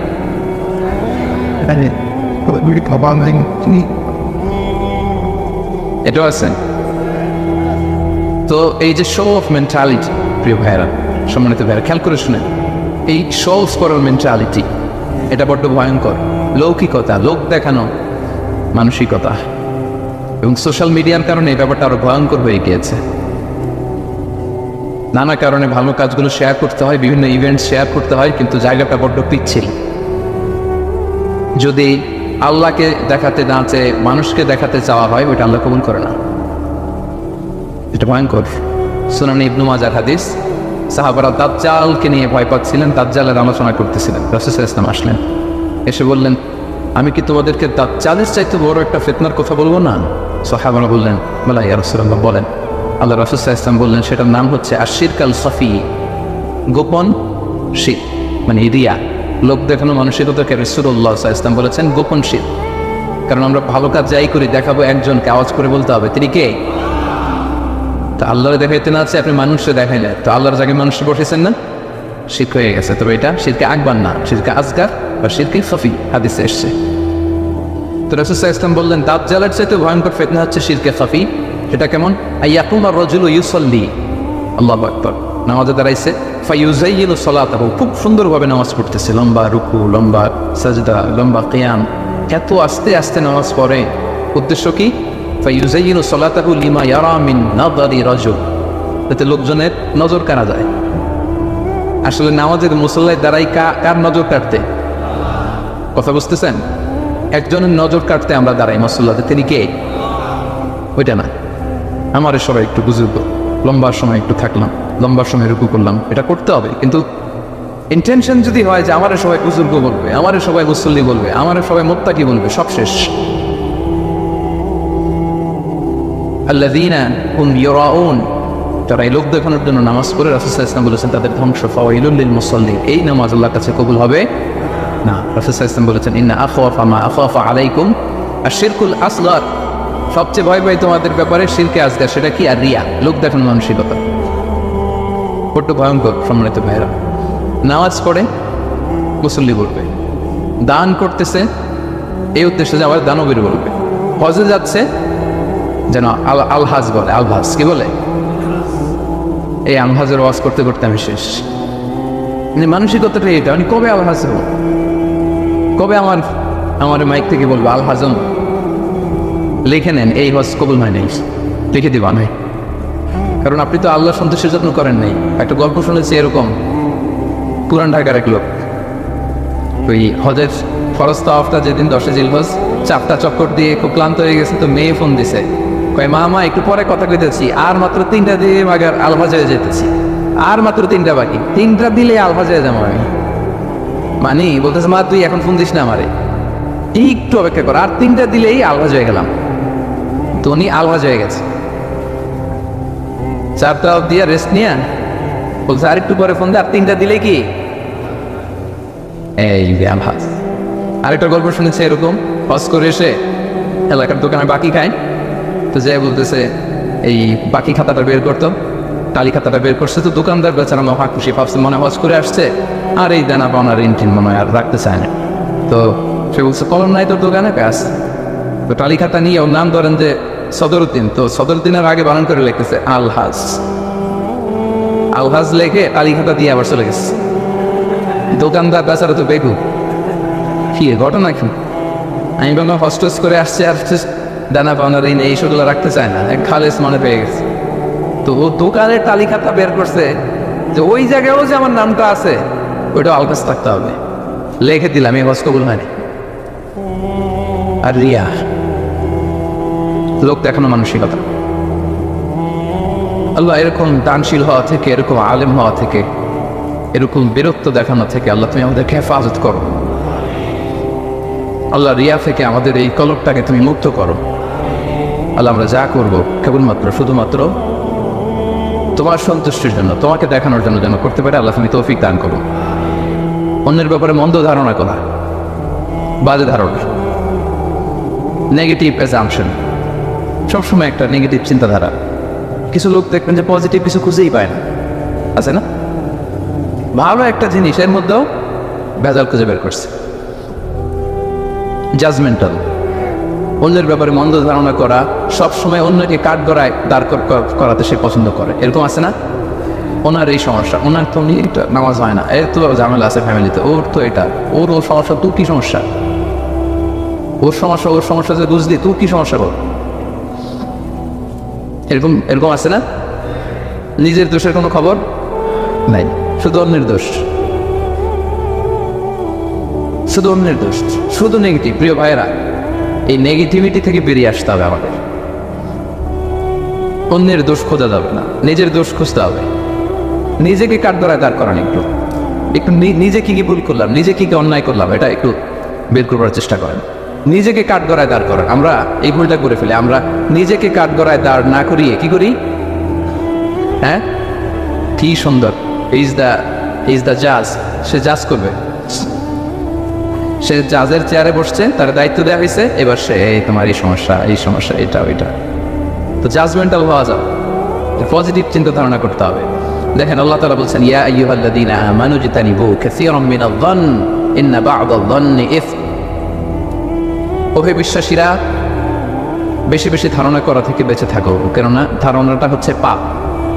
এই যে আপনি বাজে ধারণা করলেন, এটা পাপ। আর রাসূল সাল্লাল্লাহু আলাইহি ওয়াসাল্লাম বললেন, ফাইন্না যান্না আকযাবুল হাদিস, এই ধারণা করাটা এটা হচ্ছে মিথ্যা কথা, অধিকাংশ ধারণা এটা মিথ্যা হয়।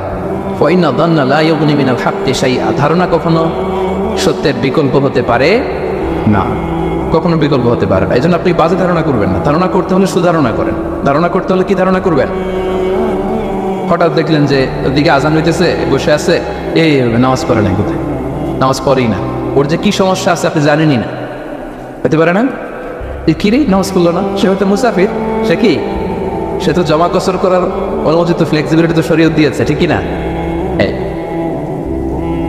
বোন একটাকে দেখছেন নামাজ পড়ে নাই, ধারণা করেন যেহেতু বেনামাজ, এর বলতে নামাজ পড়ে না, এরকম বলে না?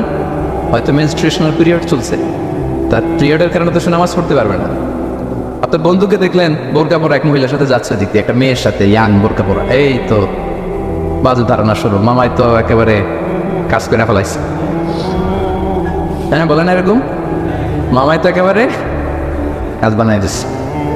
আল্লাহ আকবার। এই যে আপনি ধারণা করলেন, আপনার গুনার পাল্লাটা ভারী করলেন। এই মেয়েটা তার আপন বোন হতে পারে কি পারে না? আসতে বললেন যে পারে কি পারে না? তার আপন ভাগ্নি হতে পারে কি পারে না? এই যে আপনি মন্দ ধারণা করছেন। মানে যাই দেখি আমরা খালি চোখে, এটা কিন্তু সব বাস্তবতা না। Something could be strange behind the scene, এর বিপরীত এমন কিছু আছে, ওটা আমি জানি না হিস্ট্রিটা। এজন্য আপনি সুধারণা করবেন। কি করবেন? সবসময় সুধারণা করবেন। এই মন্দ ধারণা, বাজে ধারণা, অনেকে এরকম কিছু দেখলেই, বিয়ে করার পরে একটা ঘড়ি হাতে দেখলেই এটা বোধ হয় যৌতুক দিছে, বোধ হয় পুলিশ অফিসার একটা গাড়ি কিনছে বা ফ্ল্যাট কিনছে, এই তো ঘুষের টাকা দিয়ে বানায় ফেলছে। পুলিশ অফিসার মানেই কি সবাই ঘুষ খায়? ঘুষ খায় একটা বড় সংখ্যক, কিন্তু এখনো অনেক সৎ পুলিশ অফিসার আমার দেশে আছে না? নাই? আচ্ছা, এখনো আছে। আপনি মন্দ ধারণা করে গুনার পাল্লা ভারী করবেন না। তাহলে এই মন্দ ধারণাকেও আজকের প্রোগ্রাম থেকে আমরা কি বলে দিলাম? যে সমস্ত জিনিস আমাদের অন্তরকে কলুষিত করে, আমাদের হৃদয়কে অপরিচ্ছন্ন করে দেয়, নষ্ট করে দেয়, তার মধ্যে থেকে অন্যতম একটা রোগের নাম হচ্ছে নিফাক। আরবিতে বলে নিফাক, বাংলায় বলে কপটতা। বাংলায় কি বলে? কপটতা। আমরা বলি না যে তুই একটা মুনাফিক, এরকম বলি না? কথায় কাজে মিল না থাকলে বলি না? এই যার মধ্যে এই ধরনের অ্যাটিটিউড আছে, এই অ্যাটিটিউডটাকে বলা হয় নিফাক, হিপোক্রেসি। আরবিতে বলে ইউযহিরু খিলাফা মা ইউবতিন, ভিতরে আছে একটা, প্রকাশ করে আরেকটা। ভিতরে এক, বাইরে আরেক, তার নাম মুনাফিক। ভিতরে এক, বাইরে আরেক, তার নাম মুনাফিক। এই মুনাফিকের গুণাবলী যাদের মধ্যে আছে, এই তাদের এই হার্টটা এটা কলুষিত, এটার কলবে সালিম থাকে না। যে কলবে সালিম ছাড়া মুক্তি পাওয়া যাবে না। তাহলে প্রথম রোগ আমরা চিনে ফেলছি। রোগটার নাম কি? বাংলায় যদি বলি কপটতা বলেন। বাংলায় কি? নিফাকি, কপটতা। এটা যাদের মধ্যে কাজ করে তারা দুই চেহারার লোক হয়, কমসে কম টু ফেস পার্সোনালিটি, দুই চেহারা, এদিকেও আছে ওদিকেও আছে। এদিকে যে বলে আমি আপনার সাথে আছি, আপনি খুব ভালো, বুঝছেন? আবার এই পাশে যে বলে না না, আরে উনি তো খুব বাজে একটা লোক, আর ও তো লোক হয় নাকি, আপনি সবচেয়ে ভালো, আমি আপনার একেবারে ক্লোজ ফ্রেন্ড। তাহলে এদিকে এক চেহারা, ওইদিকে আরেক চেহারা, এরকম দুই চেহারার লোক আছে না? নাই? এই যে চিনে ফেলছেন আপনারা, চিনে ফেলছেন, সহজ হয়ে গেল ব্যাপারটা। কি বলেন? এত কমপ্লেক্স না করে সহজ করে দিলাম যে টু ফেসড পার্সোনালিটি, দুই চেহারার লোক, এদিকেও আছে ওদিকেও আছে। এর যে বলে আমি আপনার দলে, ওদিকে বলে আপনার দলে, ডবল স্ট্যান্ডার্ড মেনটেন করে, যেদিকে বৃষ্টি ওদিকে ছাতা, এদিকেও থাকতে চায় ওদিকেও থাকতে চায়। এবং রাসূলুল্লাহ সাল্লাল্লাহু আলাইহি সাল্লামের সময়কালে মুনাফিকদের একই চরিত্র ছিল। আল্লাহ তাআলা বলছেন, ওয়া ইযা লাকুল্লাযিনা ক্বালু আমান্না, ওই মুনাফিকরা যখন মুমিনদের সাথে মিশতো বলতো আমরা ঈমান এনেছি। ওয়া ইযা খালাউ ইলা শায়াতিনিহিম ক্বালু ইন্না মাআকুম, আবার কাফিরদের সাথে, ওদের শয়তানদের সাথে যখন মিলিত হতো বলে না না, ওদের সাথে না, আমরা তো আপনাদের দলের লোক, আমরা আপনাদের সাথে আছি। তাহলে এদিকে বলে আপনাদের লগে, ওদিকে বলে আপনাদের সাথে। তো এটাই হচ্ছে মুনাফিকদের প্রাইম ক্যারেক্টারিস্টিক্স। আল্লাহ তাআলা ওদের নাম দিয়েছেন মুযাবযাবিন, লা ইলাহা উলা ওয়ালা ইলাহা উলা, অর্থাৎ দে আর ইন ডাইলেমা, তারা দ্বিধাদ্বন্দ্বে থাকে। দুই নৌকায় পাড়া দিলে যে অবস্থা হয়, আপনারা বাংলাদেশে কখনো দুই নৌকা একসাথে পাড়া দিচ্ছেন নাকি? মানে ডান পা এক নৌকায়, আরেক বাম পা হচ্ছে আরেক নৌকায়। হ্যাঁ, দেন নাই? আর দেন নাই বলতে এক নৌকা থেকে আরেক নৌকা যখন শিফট হইতে গেছেন তাহলে লাভ দিচ্ছেন। খুব চালাক মানুষ, দেখছেন? তো কেউ যদি দুই পা দুই নৌকায় রাখে, থাকা যায় না কিন্তু বেশিক্ষণ। কি বলেন? হয় ওইটাতে চলে যেতে হবে, নাহলে এটাতে আবার ফিরে আসতে হবে, কিন্তু বেশিক্ষণ থাকা যাবে? আল্লাহ বলতেছে ওরা এরকম মুজাবজাবিন, নেহি এদার নেহি ওদার, তাদমিয়ান মে সদর বাদার, ডানেও না বায়েও না, কই যাবে জানেও না। তো এইটারই বলে নিফাকি, এক চরিত্রের লোক হইতে হবে ভাই। এদিকে এদিকে একবার ওদিকে একবার, এরকম করা যাবে না। তো খুব সহজভাবে যদি আমি বলি যে মুমিনদের দৃষ্টান্ত হচ্ছে মৌমাছির মতো, আর এই মুনাফিকদের দৃষ্টান্ত হচ্ছে মাছির মতো। আই রিপিট, মুমিনদের দৃষ্টান্ত কিসের মতো? আর মুনাফিকদের দৃষ্টান্ত মাছির মতো। মৌমাছি কিন্তু সব জায়গায় বসে না। মৌমাছি সুন্দর সুন্দর জায়গায় বসে, ফুলের উপর যেয়ে বসে, শুক্রাণ আছে যেখানে, হ্যাঁ ওখানে যেয়ে বসে, ফ্লাওয়ার নেকটার্স যেগুলো পুষ্পরস টেনে নিয়ে আসে ওদিকে বসবে। মাছি শুধু ভালো জায়গায় বসে না, সে ফুলের উপর বসে, সে খাবারের উপর বসে, টয়লেটের দরজা খোলা থাকলে ওদিক যেও বসে, ঠিক কিনা? টয়লেটের ভিতরে যায়, ময়লার উপরে যেও বসে। তো মুনাফিকদের দৃষ্টান্ত এরকম, এরা সব জায়গায়, এটা ভালো খারাপ বাজ বিচার করতে জানে না। কিন্তু বিশ্বাসীরা কি সব জায়গায় যায়? কথা বলেন না। তারা এই যে এরকম সিটিয়া সিটি কনভেনশন সেন্টার, এই যে একটা দিনই হালাকা, কি মজা পাচ্ছি না আমরা? এই মুমিনরা এরকম পবিত্র জায়গায় আসে। তাহলে মুমিনদের দৃষ্টান্ত হচ্ছে তারা মৌমাছির মতো, আর মুনাফিকদের দৃষ্টান্ত হচ্ছে তারা মাছির মতো। আল্লাহ রাসূল সাল্লাল্লাহু আলাইহি ওয়াসাল্লাম ব্যাপারটাকে আরো সহজ করে দিয়েছেন আপনাদের জন্য, আরো ইজি। তিনি বলেছেন আয়াতুল মুনাফিকি সালাস, মুনাফিক চিনবার তিনটা জিনিস দেখে।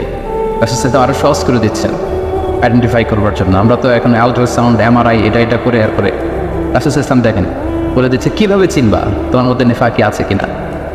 তিনি বলেছেন মুনাফিকদের এক নম্বর বৈশিষ্ট্য হচ্ছে ইদা হাদ্দাসা কাযাবা, কথা বললেই মিথ্যা বলে। কথা বললে কি বলে? আচ্ছা, একটা পাওয়া গেল। ওয়া ইদা ওয়াআদা আখলাফা, প্রমিস দিয়ে রাখে না, কথা দিয়ে কথা রাখে। ওয়া ইদা তুমিনা খানা, আমানতের খেয়ানত করে। সহজ হয়ে গেছে না এখন? এবার একটু মিলাই নেন, খুব বেশি খুশি হওয়ার কিছু নাই। আমাদের মধ্যেও থাকতে পারে এরকম ঝামেলা, কি বলে? মানে অনেকে খুব হাসিতে খুশিতে গত না, সব সময় আলোচনাগুলো নিজের সাথে মিলাইতে হবে, যে আমি মাঝে মাঝে মিথ্যা বলে ফেলি কিনা, আমি মাঝে মাঝে প্রমিস দিয়ে ব্রেক করি কিনা, আমি আবার আমানতের খেয়ানত করে ফেললাম কিনা। এরকম ভয় থাকার দরকার আছে না? নাই? হ্যাঁ, নিজের সাথে মিলাইতে হবে, নিজেকে বারবার জাজমেন্ট করতে হবে, নিজের সাথে নিজের বোঝাপড়া করতে হবে। তাহলে এখন আরো সহজ হয়ে গেল আইডেন্টিফাই করা। কথা বললে মিথ্যা বলে, কথা দিয়ে রাখে না, আমানতের কি করে? খেয়ানত করে। তো এই গুণগুলো যদি কারোর মধ্যে থাকে, আল্লাহ পাক বললেন ফি কুলুবিহিম মারাদ, ক্লিয়ার, একেবারে স্পষ্ট যে এদের অন্তরে রোগ ধরেছে, এদের অন্তরে রোগ বাসা বেঁধেছে। আপনার অন্তর রোগ আক্রান্ত, এই বিষয়গুলো যদি থাকে, মিথ্যা বলা, কথা দিয়ে কথা না রাখা, আমানতের খেয়ানত করা, যদি দেখেন যে আমাদের মধ্যে এগুলো আছে, বুঝবেন যে আস্তে আস্তে কিন্তু ড্যামেজ করে ফেলতেছে এই দামি অঙ্গটাকে, ড্যামেজ হয়ে যাচ্ছে। এবং এই মুনাফিকদের অবস্থান হবে জাহান্নামে একেবারে অতল গহ্বরে। ইন্নাল মুনাফিকিনা ফি তারকিল আসফালি মিনান নার ওয়া লান তাজিদ লাহু নাসীরা, তারা জাহান্নামের একেবারে অতল গহ্বরে থাকবে, তলদেশে থাকবে, এদেরকে বাঁচানোর সেদিন কেউ থাকবে না। তাহলে এক নম্বর রোগ আজকে আমরা এই কনভেনশন থেকে চিনে গেলাম, যেটা আমার আত্মারে নষ্ট করে দেয়। রোগটার নাম কি? মুনাফিকি, নিফাক। নিফাক বাংলায় কপটতা। বাংলায় একটু বলেন, বাংলায় কি? কপটতা। তাহলে ইজি হয়ে গেছে না? চিনছেন না সবাই? এটা যেন আমাদের হৃদয়ে বাসা বাঁধতে না পারে, ট্রাই করতে হবে, তাহলে কিন্তু অন্তর ড্যামেজ হয়ে যাবে। তাহলে এক নম্বর রোগ চিনলাম। দুই নম্বর রোগের দিকে চলে যাই। দুই নম্বর রোগের নাম হচ্ছে, দুই নম্বরে গেছি কিন্তু আমি কিন্তু শেষের দিকে জিজ্ঞেস করব যে বলেন কয়টা, কি কি মনে থাকবে তো? দুই নম্বর রোগের নাম হচ্ছে আল কিবের। আল কিবের বাংলায় বলে অহংকার। বাংলায় কি বলে? ইংরেজিতে বলে অ্যারোগ্যান্স, আর বাংলায় বলে অহংকার। আলহামদুলিল্লাহ আমাদের এখানে কারো এটা নাই। হ্যাঁ, দেখছেন, আমি বাসায় দিতে চাই আর এরা বলে এরা আরো ভেজালে জড়ায় যাচ্ছে, তাই আছে। আল কিবের, অহংকার, ইংরেজিতে অ্যারোগ্যান্স বলে, অথবা ইগো। অনেকে দেখবেন ইগোর সুটে কথাই বলতে পারে না। আমি কোন হনুরে বলে না এরকম, হ্যাঁ, আমি কোন হনুরে, এর পায়ে মাটিতে নামতে যায় না, এই কথাই বলতে যায় না। বুঝতে পারছেন? রাসূল সাল্লাল্লাহু আলাইহি ওয়াসাল্লাম এটার সঙ্গে দেখেন, রাসূল সাল্লাল্লাহু আলাইহি ওয়াসাল্লাম আইডেন্টিফাই করা আমাদের জন্য এত সহজ করে দিয়েছেন যে অহংকার কাকে বলে, কিবির কাকে বলে। রাসূল সাল্লাল্লাহু আলাইহি ওয়াসাল্লাম বলেছেন আল কিবিরু বাতারুল হাক্কি ওয়া গামতুন নাস। অহংকার হচ্ছে সত্যকে প্রত্যাখ্যান করা, নিজেকে বড় মনে করে, জানি এটা সত্য, মানব না। ওয়া গামতুন নাস, মানুষকে তুচ্ছ জ্ঞান করা, এটা হচ্ছে অহংকার। এই অহংকার যার মধ্যে আছে, এর হৃদয়টা কুড়ে কুড়ে খেয়ে হৃদয়টা শেষই করে ফেলবে, ড্যামেজ করে দেবে, একেবারে কলুষিত করে দেবে। কলবে সালিম তো দূর কি বাদ। এই জন্য এই অহংকার থেকে বেঁচে থাকতে হবে। কখনো বলা যাবে না আমি বড়। কি বলা যাবে না? এটা বলা যাবে? তো বললেন যে আমি বলছি এই জন্য, মানে এটা বলা যাবে না, এই জন্য আমরা বলছি, তাই না, যে এই জিনিসটা বলা যাবে না। আমি বড় এটা বলা যাবে না, না আমি বড় না। নিজে যাকে বড় বলে বড় সে নয়, লোকে যাকে বড় বলে বড় সে হয়। দেখেন বিষ্ণু ইসলাম কত বড় ফিলোসফার, উনি নিজে দোয়ার মধ্যে এটা বলতেন, আল্লাহুম্মা জাআলনি সাবুরা ওয়া জাআলনি শাকুরা ওয়া জাআলনি ফি আইনি সাগীরা ওয়া ফি আ'য়ুনিন নাসি কাবীরা। আল্লাহ আমাকে ধৈর্যশীল বানান, আল্লাহ আমাকে শুকরগুজার বানান, আল্লাহ আমার চোখে আমার ছোট বানান, আল্লাহ মানুষের চোখে আপনি আমার বড় বানান। সুবহানাল্লাহ। এজন্য মানুষের চোখে যদি বড় হইতে চান, বড় যদি হতে চাও, ছোট হও তবে। কি সুন্দর কথা আমরা ছোটবেলা শিখছি, অহংকার পতনের। দেখছেন এই যে খনার বচনগুলো, এগুলো কিন্তু এমনি এমনি না, অসাধারণ শিক্ষা কিন্তু আমাদেরকে দেওয়া হয়েছে সে আদিকাল থেকে, মানি না আমরা। তাহলে 2 নাম্বার রুল আমরা আরো সহজে চলে যাচ্ছি, যে নিজেকে বড় বলে কখনো বলা যাবে নেভার। আমি বড় এটা বলছেন তো মরছেন, আমি বড় এটা বলা যাবে। আমি বড় এটা সর্বপ্রথম বলছিল হচ্ছে ইবলিস। কে বলছিল? ইবলিস। আল্লাহ বললেন সেজদা দাও, কি বললেন? সব ফেরেশতাদের বললেন সেজদা দাও, সবাই সেজদায় লুটিয়ে পড়ল। সেজদা দেয় নাই একজন, কে? কেন দেয় নাই? আল্লাহ বললেন সেজদা দিলি না কেন? কয় আমি বড়। কি বলে? আমরা বলতে পারবো না এই কারণে, কারণ এটা বলছিল কে? ইবলিস। ওই ইবলিসের দল যে করবে, ইবলিসের ফলোয়ার যারা হতে চায়, তার অনুসারী যারা হতে চায়, এরা বলে আমি বড়, ঠিক কিনা? আর নবীদের অনুসারী যারা, এরা বলে ফি আইনি সাগীরা ও ফি আ'য়ুনিন নাসি কাবীরা। আল্লাহ আমার চোখে আমার ছোট বানান, আল্লাহ মানুষের চোখে আমার বড় বানান। আল্লাহ বললেন কি রে, সেজদা দিলি না কেন? সেজদা দিলি না কেন? তো ইবলিস বলতে আরম্ভ করলো আনা খায়রুম মিনহু। সে আল্লাহর সাথে এখন ডিবেট করতেছে, সে যুক্তি দিচ্ছে, সে বলে যে আনা খায়রুম মিনহু, দেই না এই কারণে, কারণ আমি ওর চেয়ে শ্রেষ্ঠ, এটাই তো আমি বড়। কি বলেন? ইবলিস বলতেছে আনা খায়রুম মিনহু, সেজদা দেই নাই কারণ আমি আদমের চেয়ে শ্রেষ্ঠ। খলাকতাহু মিন নার খলাকতানি মিন নার, আপনি আমাকে সৃষ্টি করেছেন আগুন থেকে, ওয়া খলাকতাহু মিন তিন, আর ওকে সৃষ্টি করেছেন মাটি থেকে। আগুনের ধর্ম হচ্ছে দাউ দাউ করে লেলিহান শিখা উপরের দিকে ওঠে, আগুন ঊর্ধ্বগামী, আর মাটির একটা ঢিলা ফেলে দেন টপাস করে নিচে পড়ে, মাটি নিম্নগামী। সে দেখেন যুক্তি খাটাইছে, সো ঊর্ধ্বগামী কোনো জিনিস নিম্নগামী কোনো জিনিসের সামনে মাথা নোয়াতে পারে না। ওই যে আমি বড়। আল্লাহ তাআলা বললেন ফাখরুজ মিনহা, এই জান্নাত থেকে বের হয়ে যা, এই জান্নাত তোর জন্য আমি চিরকালের জন্য হারাম করে দিলাম। মালউন, সে মালউন, চির অভিশপ্ত। তো ইবলিসের ফলোয়ার যারা হতে চায় তারা বলে আমি বড়, আর নবীদের অনুসারী যারা হতে চায় তারা কি বলে? ফি আইনি সাগীরা ওয়া ফি আ'য়ুনিন নাসি কাবীরা। আল্লাহ আমার চোখে আমার ছোট বানান, মানুষের চোখে আল্লাহ আপনি আমারে বড় বানান। তাহলে এই যে অহংকার, এইটাকে কখনো অ্যালাউ করা যাবে না। এই অহংকার করলেই আপনার এই অন্তরটা ড্যামেজ হয়ে যাবে। সব সময় কায়মনে বাক্যে আল্লাহর কাছে বলবেন, আল্লাহ অহংকারের খাঁচা থেকে মুক্ত করো তুমি আমায় প্রভু হে। হে আল্লাহ, অহংকারের খাঁচা থেকে তুমি আমারে বাঁচাও। অহংকার যেন আমাকে ধরতে না পারে, আমাকে যেন স্পর্শ করতে না পারে, এই দোয়াটা করা যাবে না। আর অহংকার থেকে বাঁচার জন্য ওই হচ্ছে আগে সালাম দিবেন। আল বাদিউ বিসসালামি বারিউম মিনাল কিবর। রাসূল সাল্লাল্লাহু আলাইহি ওয়াসাল্লাম বলেছে যে আগে সালাম দেয় তার হৃদয় থেকে অহংকার তুলে নেয় কে? আদম আলাইহিস সালামকে সৃষ্টির পরে আল্লাহ বলেছেন সাল্লিম, আলা উলাইকা নাফার, আদম সেজদা দাও, সালাম দাও। ওহুম নাফারুম মিনাল মালাইকাতি জুলুস, এরা ছিল ফেরেশতাদের মধ্যে থেকে বসা একটা দল। দেখেন আদম আলাইহিস সালামের অন্তরে যেন এই অ্যারোগ্যান্স, এই ক্ষেবের অহংকার, ইগো যেন গ্রো করতে না পারে। সৃষ্টির পরই আল্লাহ আদমকে বলে নাই আদম আমার সেজদা দাও, আদম জিকির করো। বলেছিল কি আদম কি করো? সালাম দাও। কারণ আল বাদিউ বিস সালামি বারিউম মিনাল কিবর, আগে আগে যে সালাম দেয় তার হৃদয়ে কখনো অহংকার থাকে না। এটা পারা যাবে? আগে আগে সালাম দেওয়া যাবে? বন্ধু বন্ধুকে দিবেন, স্বামী স্ত্রীকে দিবে, স্ত্রী স্বামীকে দিবে, ছেলে মেয়ে বাবা মাকে দিবে, বাবা মা ছেলে মেয়েকে দিবে, বড় ছোটদের দিবে, ছোট বড়দের দিবে। নট নেসেসারি যে ওরা জুনিয়র আমি সিনিয়র, সো আমি সালামের জন্য ওয়েট করব, ওরা দিবে না, আপনি আগে দিবেন। কারণ আগে দিলেই আপনার হৃদয় থেকে অহংকার তুলে নিবে কে? আল্লাহ। এবং আল্লাহর হাবিব সাল্লাল্লাহু আলাইহি ওয়াসাল্লাম বলেছেন যে লা ইয়াদখুলুল জান্নাতা মান কানা ফি কলবিহি হাব্বাতু খারদালিন মিন কিবার, যার অন্তরে যাররা পরিমাণ, সরিষার দানা পরিমাণ অহংকার যার অন্তরে থাকে, সে কখনো আল্লাহর জান্নাতে প্রবেশ করবে। এর কারণ কি জানেন? কারণ হাদিসে কুদসিতে আল্লাহ তাআলা বলেছেন, এর কারণ হচ্ছে আল কিবরিয়া ও রিদাই, আল্লাহ বলে অহংকার আমার চাদর। অহংকার কি? আমার চাদর। আমি একটা চাদর পরে আছি, আপনি ধরে পিছন থেকে টান দিলেন, মেনে নেওয়া যায়। আল্লাহর গায়ের চাদর ধরে যদি টান দেন আপনি, এটা কত বড় বেয়াদবি কল্পনা করতে পারেন আপনি?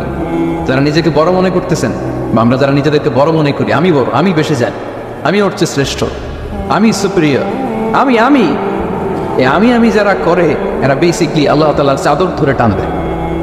নাউজুবিল্লাহ পড়বেন না? কি আছে আপনার অহংকার করার? কি আছে? হাল আতা আলাম ইনসানি হিনুম মিনাদ দাহরি লাম ইয়াকুন শাইআন মাযকুরা, একটা সময় ছিল উল্লেখ করার মতো আমরা কিছুই ছিলাম না। ছোট্ট একটা শুক্রাণ, মাইক্রোস্কোপ ছাড়া দেখাও যায় না। বাবার পিঠ থেকে মায়ের জরায়ুতে যেয়ে বসলাম, 9 মাসে একটু একটু করে বড় হয়ে দুনিয়াতে আসলাম। আসার সাথে সাথে ওয়া ওয়া, কাপড় নাই, চোপড় নাই, কিচ্ছু নাই, উলঙ্গ, নেকেড, কিছু খেতেও পারি না, দিলে দিক দিয়ে বেরোয় যায়। একেবারে ছোট্ট নিউবর্ন বেবিরে খাওয়াইতে দেখছেন, সুজি ঢুকানো যায় না ওকে। প্রত্যেকের ঘটছে এটা, যেখানে রাখছে পেশাব পায়খানা করে শয়লাভ, কেউ বাকি নাই। আমরা এরকম সবার একই হিস্ট্রি, ঠিক কিনা? পেশাব যেখানে বসা ওইখানে পেশাব পায়খানা। বসা শিখতে কয়েক মাস লাগে, জানেন আপনারা? ছোট বাচ্চা একটা বসাই দিলে এদিকে পড়ে যায়, এদিকে পড়ে যায়, বালিশ দিয়ে ঠেকনা দিয়ে ওরা বসাইতে হয়। বসা শিখতে লাগে ওর কয়েক মাস, দাঁড়াতে শিখতে ওর 1 বছর লেগে যায়। বড় হওয়ার পরে 5 দিনের জ্বর হইলে এই চেহারা আর থাকে না। এই চেহারার যে গ্লেস, নাদুস নুদুস, আপনি ওই কি বলে কপির যাদের হয়েছে, কাশতে কাশতে কি অবস্থা দেখছেন? এদের চেহারা হালত দেখছেন? ডায়রিয়া যদি হয় 5 বার 6 বার 7 বার টয়লেটে গেলে ওর দিকে আর তাকানোই যায় না। আমি নাই তো তুই নাই কেন? তুই না অনেক বড়, আমি বড়? তুই না এতদিন বলছিলি আমি বড়? 5 বার 6 বার টয়লেটে হইলে, টয়লেটে গেলে কাঁধে ভর দিয়ে আর একবার টয়লেটে যাওয়া লাগে। আবার লম্বা চোরা হায়াত যদি পায় 70 80 বছর, একই ঘটনা। আবার খাবার এদিক দিয়ে দিলে এদিক দিয়ে বেরোয় যায়। 80 বছর বয়স, আবার যেইখানে বসে প্রস্রাব পায়খানা করে সমান, তাই না? তো এই তো জীবন। আপনি বড় হইলেন কোথায়? হাল আতা আলাল ইনসানি হিনুম মিনাদ দাহরি লাম ইয়াকুন শাইআন মাযকুরা, একটা সময় ছিল আমাদের উল্লেখ করার মতো আমি কিছুই ছিলাম না, আবার ওইদিকেই যাব। আবার সব শেষে আবার উলঙ্গ, কাপড় চোপড় ছাড়া একেবারে আবার দিয়ে আসা হবে। তা আপনি অহংকার করার সুযোগটা পেলেন কোথায় ভাই? করা যাবে এটা? এটা করলে কিন্তু আপনার এই দামি অঙ্গটা কলুষিত হয়ে যাবে। তাহলে 2 নাম্বার রোগ কি চিনতে পারছি আমরা? হ্যাঁ, 1 নাম্বার রোগের নাম কি ছিল? নিফাক। এখন কিন্তু সাবধান হয়ে গেছে, একটু আগে বলছিলাম ধরবো, এখন খেয়াল করে রাখছি। 1 নম্বরে নিফাক বা কপটতা। আরবিতে বলবেন না বাংলায় বলবেন? বাংলায় বললে কপটতা বলে, মুখস্থ রাখতে সুবিধা, মানে আলোচনাটা শেষে যাতে যেতে যেতে নোট করেও নিতে পারেন, এরকম মাথায় নিয়ে গেলাম আমরা। প্রথমটা কি ছিল? কপটতা। যেটা নিফাক নিফাক বলতেছেন মুনাফিকি, ওইটাই বাংলায় কি? কপটতা। 2 নাম্বার যেটা শিখলাম ওইটা অহংকার। তাহলে অহংকারের সাথে আমাদের কোনো সম্পর্ক আছে? আজকের এই কনফারেন্স থেকে অহংকারকে আমরা সবাই না বলে দিব। অহংকারকে আমরা কি বললাম?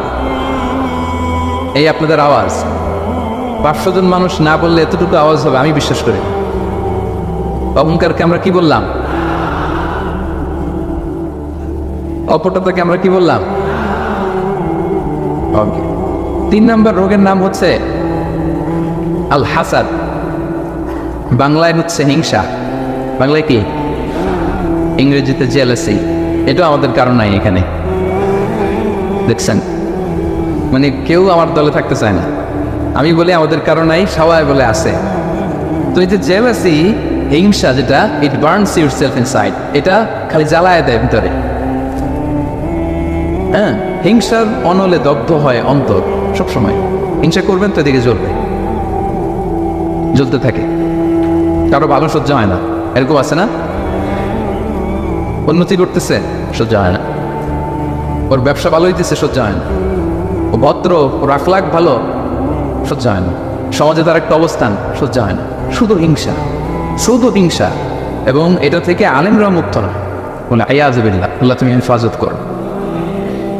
আলেম সমাজ এটা থেকে মুক্ত না। হিংসা দাও দাও করে শুধু জ্বলে, বার্ন ইনসাইড, এইটা জ্বালায় দেয় আপনার। এটা করবে সালিম তো দূর পরে, এটা তো জ্বলিয়ে গেছে। হিংসা যার আছে ওর তো এটা নাই, পুড়ে গেছে। রাসূলুল্লাহ সাল্লাল্লাহু আলাইহি ওয়াসাল্লাম বলেছেন, ইয়াকুম ওয়াল হাসাদা, তোমরা হিংসা থেকে বেঁচে থাকো। ফাইনাল হাসাদা ইয়াকুলুল হাসানাতি কামা তাকুলুন নারু আল হাতাবা। হিংসা নেক আমলকে জ্বালিয়ে দেয়, যেমনি ভাবি আপনার এই আগুন কাঠকে জ্বালিয়ে দেয়।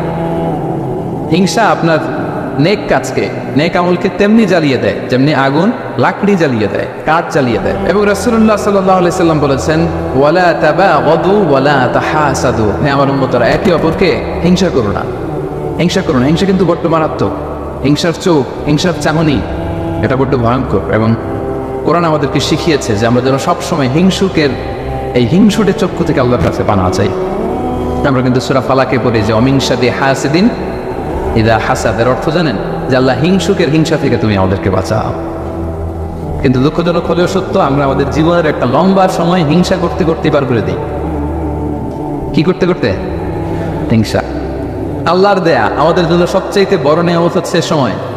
সবচেয়ে বড় নেয়ামত কি?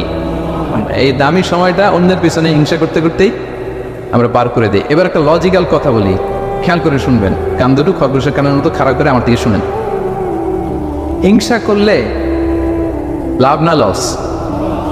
কি লাভ আমাদের হিংসা করলে? কি লাভ? লেটস সে আমাদের আজকে প্রথম আলোচক আমাদের নাহিদ হাসান ভাই খুব ভালো আলোচনা করে, খুব ভালো পয়সার মালিক, খালি উন্নতি, খালি সফলতা।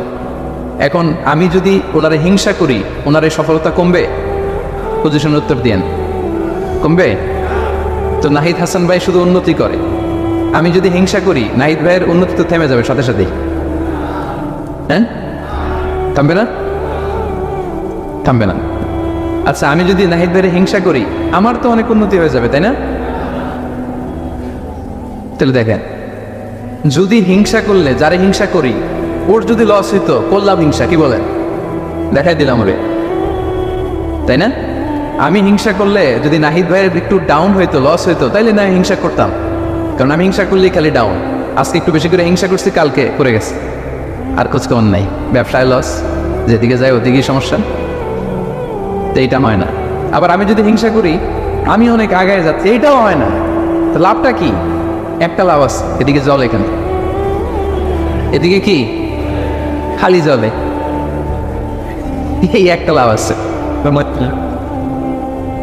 আসলে যদি হিংসা করলে ওনার লস হইতো, নামাইতে পারতাম, যেহেতু পছন্দ করি না, হিংসা করতাম সারা দিন রাত, 24 ঘন্টা, 24/7, কি বলেন? আবার হিংসা করলে আমার শুধু ডেভেলপ হচ্ছে, সারা দিন রাত হিংসা, কি বলেন?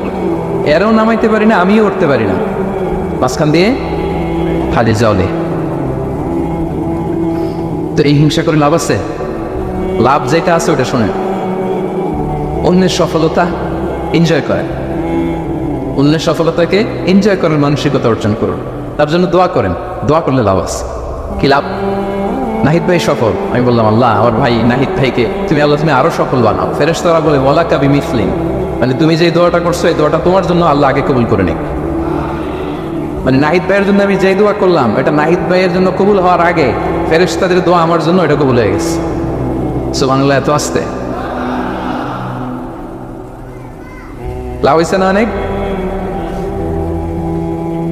আপনার ভাইয়ের শুধু সফলতা, আল্লাহ আমার ভাইয়ের আরো সফল, ও A+ পাইছে, আল্লাহ ওরে আরো মেধা দাও, আল্লাহ তুমি আরো বরকত দাও, এই যা বললাম ফেরেশতারা বলে ওয়ালা কাবি মিসলিন, আল্লাহ এ তোর ভাইয়ের জন্য যে এই দোয়াটা করলো, এই দোয়াটা আগে ভালো দোয়াটা তার জন্য তুমি কবুল করে নাও।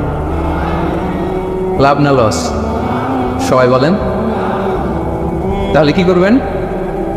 দোয়া করবেন। হিংসা করবো আজকে থেকে আমরা? করবেন? অন্যের সফলতাকে আমরা এনজয় করব, দোয়া করব। আরেকটা কাজ করতে পারেন, তার মতো হওয়ার চেষ্টা করতে পারেন।